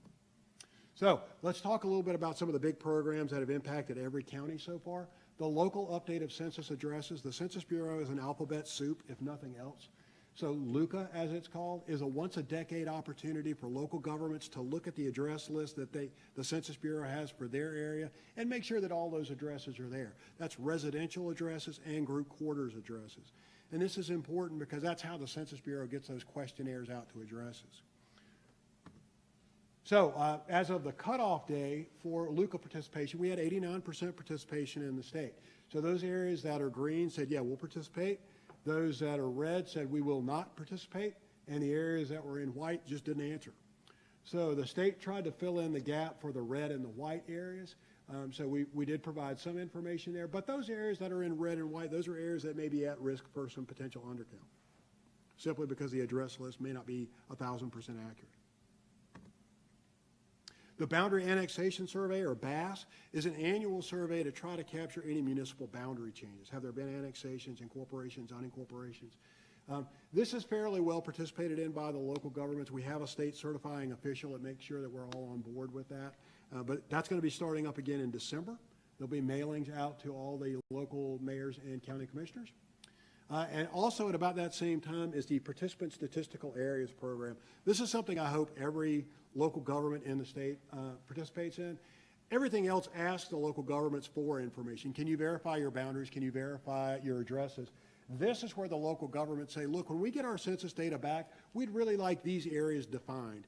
We'd like our county divided up into these census tracts. And a census tract is roughly about 4,000 in population.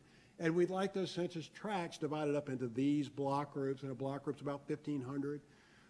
And so if you're planning development in a certain part of the county, you might want that development area or that planning area designated as a block group, and you'll get data for these areas for the next 10 years annually through the American Community Survey, as well as from the decennial census. So define the areas now and then get the data for the next 10 years for them. Also, there were questions about state-defined and federally defined tribal areas. Federally defined tribal areas will get data for their areas already, but the state-defined areas or any community in the state that may have a population but they're not incorporated can ask to be designated as a census-designated place. So the Lumbees could say, well, we feel this is our tribal area. We'd like that defined as a CDP, and they'll get data for that for the next 10 years. Data on population, employment, availability of cars, everything from ACS will be reported for those CDPs. It won't be reported for the state demographer. The state demographer doesn't deal with CDPs, but for everything else he does. So that program is kicking off at the same time BAS is, December, January of next year. So there's a lot of preparation that's been going on so far. For the past 3 or 4 years, there's been a lot working at the local level. LUCA, BAS, PSAP, all those very important. And I appreciate everybody here telling your local folks, make sure we're participating in this. But if we do a great job in verifying our addresses, boundaries, and our sub-county geographies, but nobody fills the form out, we've wasted our time. And that's really where we are now, is motivating people to participate in the census. And the Census Bureau's tool for that is the Complete Count Committee. And we'll talk a little bit here about timeline. So everything that we've talked about so far involves a lot of work for local governments. In terms of the general population, census questionnaires are going to be printed by next June, or starting around next June. As we get into the census advertising budget really kicks in at about the same time. So you're going to start seeing more materials from the Census Bureau, ads on TV, things like that, starting in June and then ramping up. Super Bowl in 2020 will probably have a census ad in it again. So they have a plan that's worked out, but it's not going to be starting until about that time. Census questionnaires, they're going to be postcards. For the first time, they'd like everybody to respond to their census online or on your smartphone. So they'll send postcards out beginning in February, March, encouraging folks to fill out your census. You can fill it out right then. You don't need to wait. The reference day is always April 1st. So April 1st, 2020 is Census Day. They're asking you the questions, where did you live as of April 1st? If it's going to be the same house and you're there in March 1st, you can answer right away. If you don't have internet at your home, we would like to kind of corral the local public libraries to be great access points. So if you don't have internet at home, but your local public library does, you can go to the public library and fill out your census questionnaire. Hopefully we'll have materials there saying this is important, fill it out. Nobody's going to tell you how to fill it out, or you should say you're this old or this race, but they should say you can fill it out on those computers over there. If you don't want to fill the questionnaire out online, if you have concerns, you can wait and you'll get a paper questionnaire in the mail. If you wait a little too long, you'll get somebody that comes and knocks on your door. But that probably won't be starting until maybe mid-April or late April at all. So that's the general timeline. To get folks ready, to save the Census Bureau money, they want people to respond to their questionnaire as soon as possible. And to do that, they're looking for local trusted voices to tell people why it's important to your community. And that's what the Complete Count Committee really is.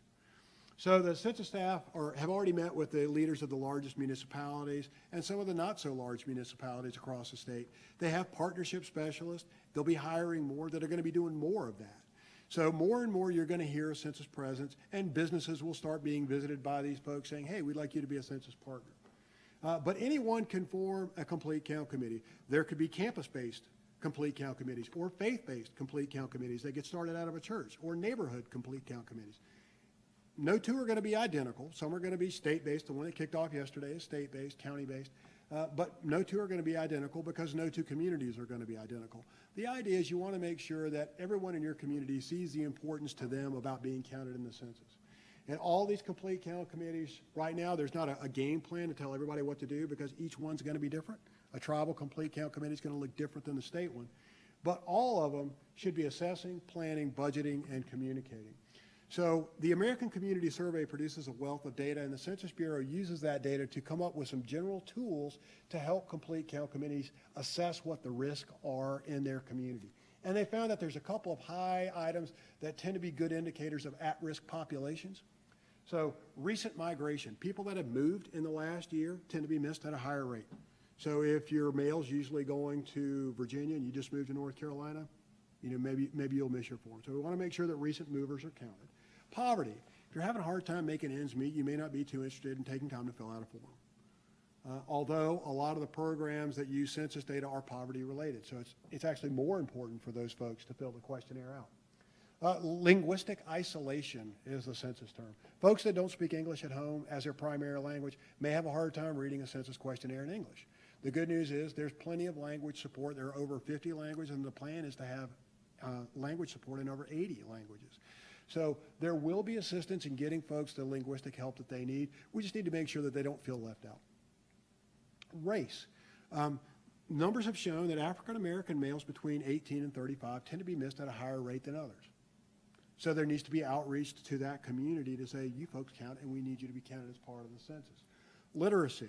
There's nothing on the census questionnaire that says, are you illiterate? Because it's a written questionnaire, and if you can't read it, you can't fill it out. But the lowest educational attainment category is less than a ninth grade education. What we've noticed is that communities that have a higher degree of low education are folks that are usually missed on the census. So we need outreach to those areas as well. Preschool age kids under the age of 5, especially if we're dealing with a Hispanic population or non-white population, those groups get missed at a higher rate. These aren't the only communities that get missed, but these are the ones that kind of wave red flags that are consistently missed at a higher level. So because of that, the Census Bureau has released a couple of tools to help folks track where they might be at risk. The first is the Census Planning Database. And it looks just like this. It's downloading a big bulk data file that's available at the sub-county level that hits all of those broad topics, but in much more detail. So if we're talking about linguistic isolation, it's not only going to tell you those households that speak primarily Spanish, it's going to say those ones that also speak Chinese and Urdu and Hindi and German and French. It's going to be everything in there. So it might give you a lot of real specific detail for local planning, but at a 5,000-foot level, maybe a bit much. But these are all based on the ACS data. It's a valuable resource, so if you really like pulling the data down and wading into a lot of data, go there. But there have also been some really sharp people that have created a couple of tools based on that data visualizations. So I thought I would just give you a quick demo on those. The first one is called the, let's see if it'll open up here. There we go.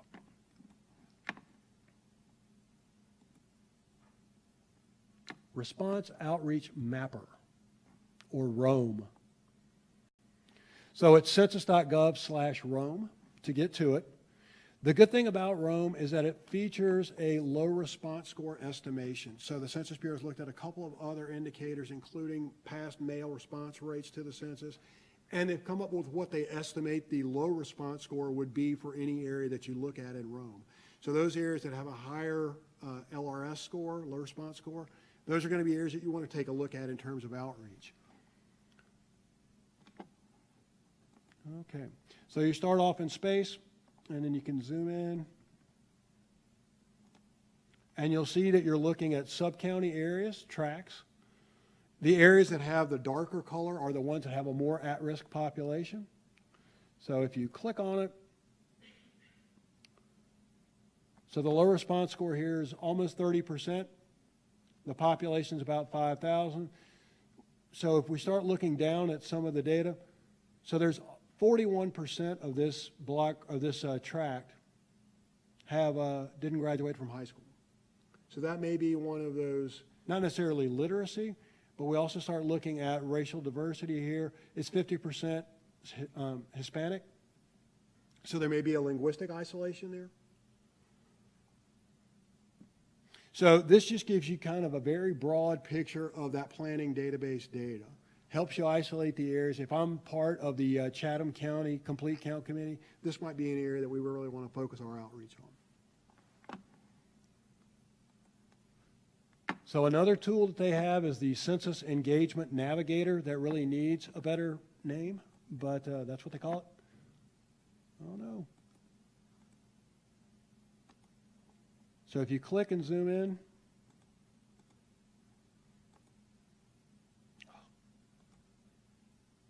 we may just be looking at this.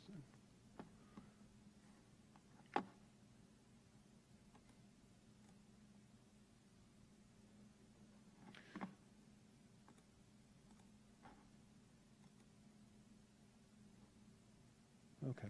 So this does not use the low response score, but it does have the mail-in response rate from the last census.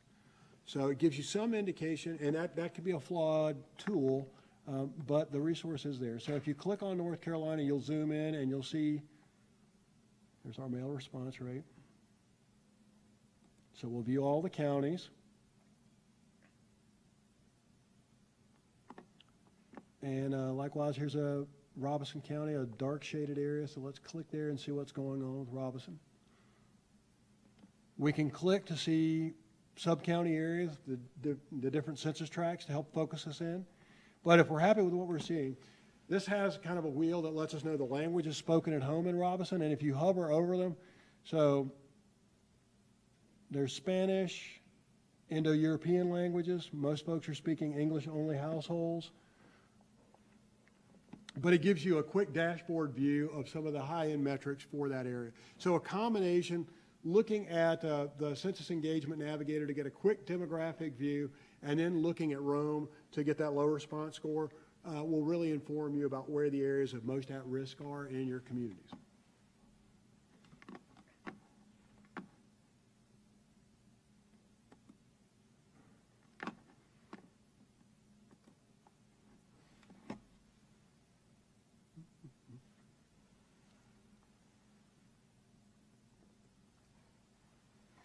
So there's the ROAM page. Census Engagement Navigator doesn't have a nice short URL, but there it is. Also, the Census Bureau has released a community outreach toolkit, and it's a quick download.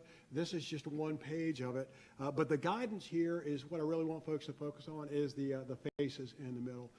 There's some general questions there that folks may have presented as to why they might not want to fill out their census questionnaire.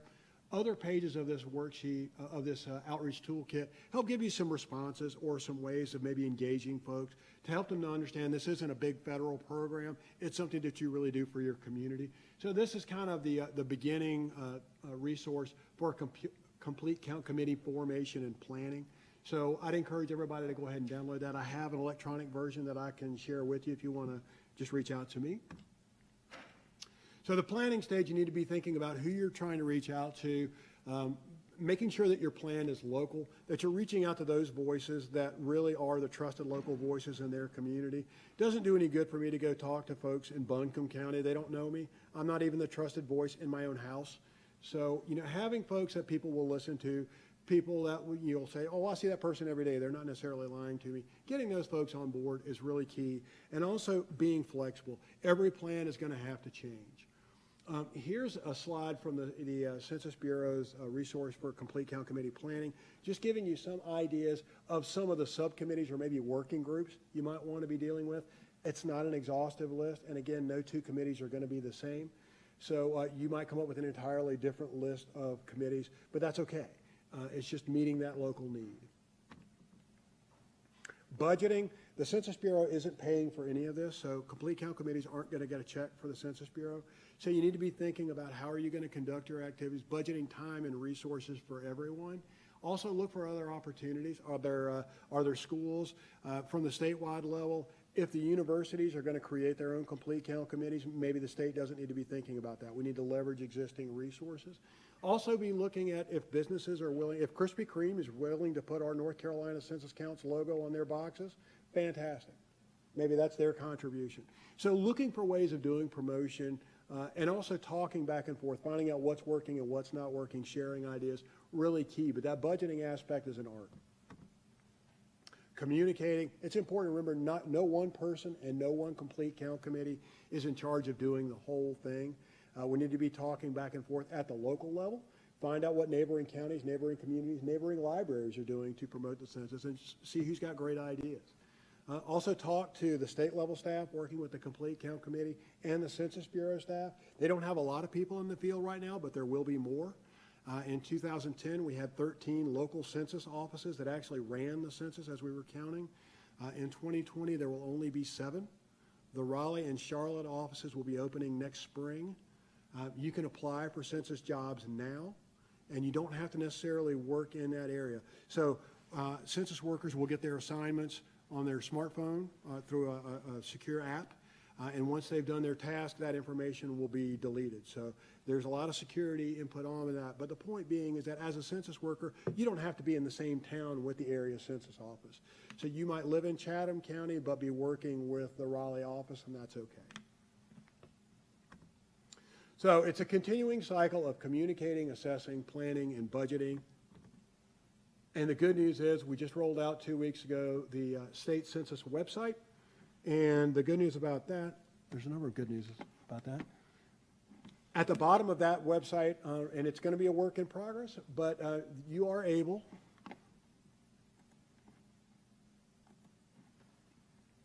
first of all, you can steal the nice North Carolina logo and use that on anything that you want to send out. Keep it local. There's why it matters information, so you have some messaging here that you can use. You can subscribe to different listservs regarding the census. So if you just want to be involved with the local government or the tribal or the K through 12, there are going to be different listservs targeted at different areas. So you can subscribe to those.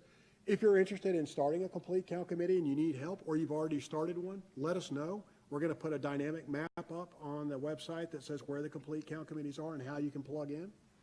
If you'd like to apply for a job, that's there too. So it's census.nc.gov. It's just going to grow over time, but feel free to share that. Also, hashtag MakeNCCount is out there. So this is, on Facebook and Twitter as well.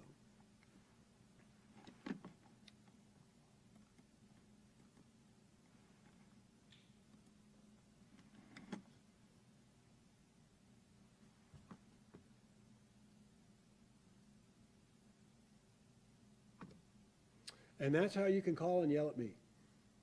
Please do it at any time. If you have any questions about census stuff, census data, operations going forward, please don't hesitate to call. That's a lot of talking. What questions do y'all have?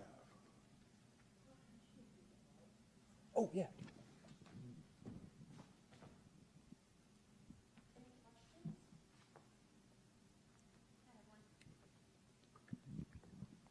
For the low response score, this might be kind of a dumb question, but I'm wondering how you can compute that. Like if you're counting how many people are not counted, how do you know who's not getting counted? That link that we showed on Rome, and I can go there real quick.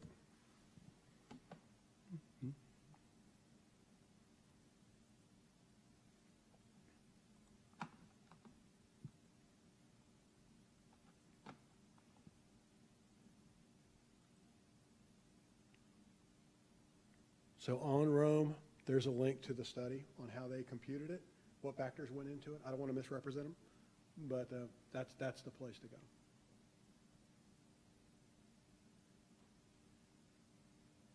That's a good question. Okay, thanks. Can you tell us how often Link is updated? Well,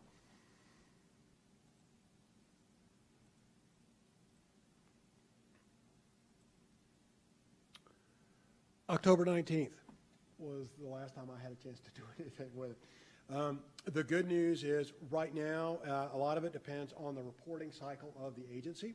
So some of these variables, like the nursing facility beds, are reported as part of an annual report right now. Now, it could be that there's a lot of data, like our friends at Commerce have data that comes out monthly, quarterly data, and it could be that the folks at Vital Statistics and Health have that data in a database that's updated monthly. They just only report it on an annual basis. So as we move into an open data format, it's possible that you may see more data that's available more frequently than has been in the past. So right now, the back end of Link will let us know what variables are due for an update this month, but it doesn't mean that there might not be fresher data behind it. So usually data are refreshed as soon as the data are available from the reporting agency. We hope that that'll improve. Some data, the decennial census data is reported every 10 years. The labor force data is reported monthly.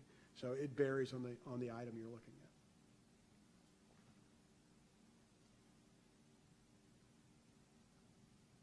Can you tell us how the servicemen and women who've been deployed will be counted? Ooh, that's been a very popular item here in North Carolina. In 2010, there was an earthquake and a tsunami in Haiti.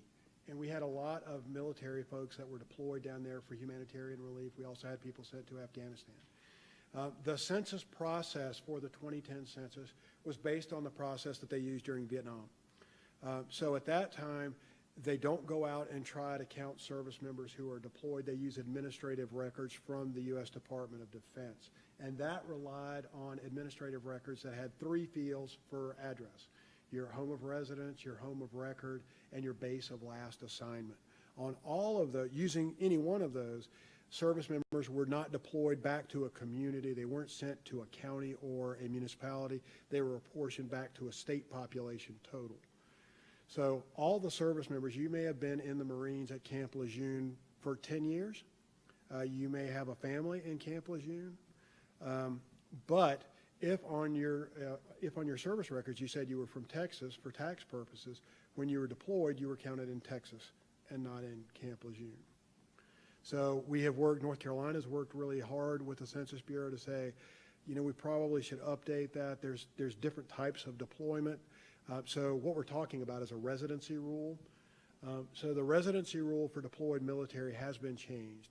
So for those people who are in short-term deployments, they'll be counted back to their base of last assignment for the 2020 census. So if that same situation were to occur, those service members would be counted at Fort Bragg and Camp Lejeune rather than back to their state of record. That improves the data quality at the local level. The folks in our military communities have had abnormally low data because their census count was low for the past 10 years. So we're improving data quality. We hope to do a better job of showing who those communities really are.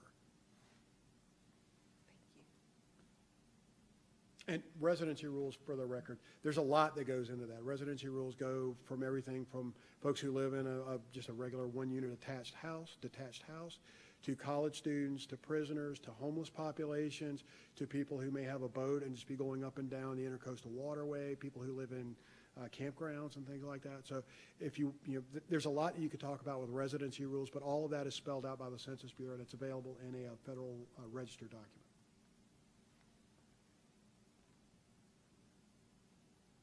Any more questions?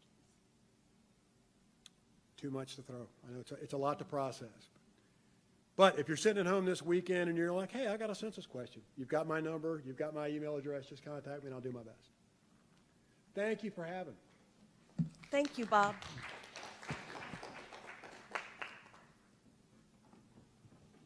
Please fill out your surveys and just leave them on the table, and we really appreciate you being here. Where are the forms? Oh, there you go. They're on the table. Thank you.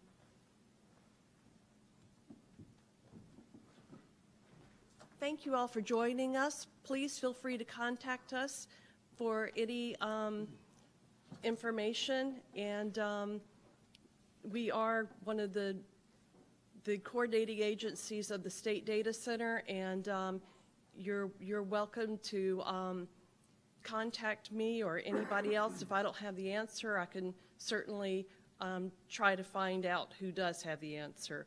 Thank you all for coming today.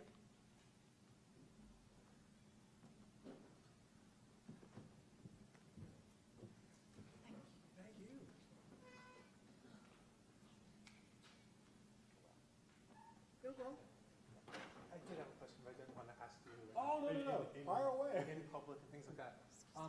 Citizenship question. Yeah.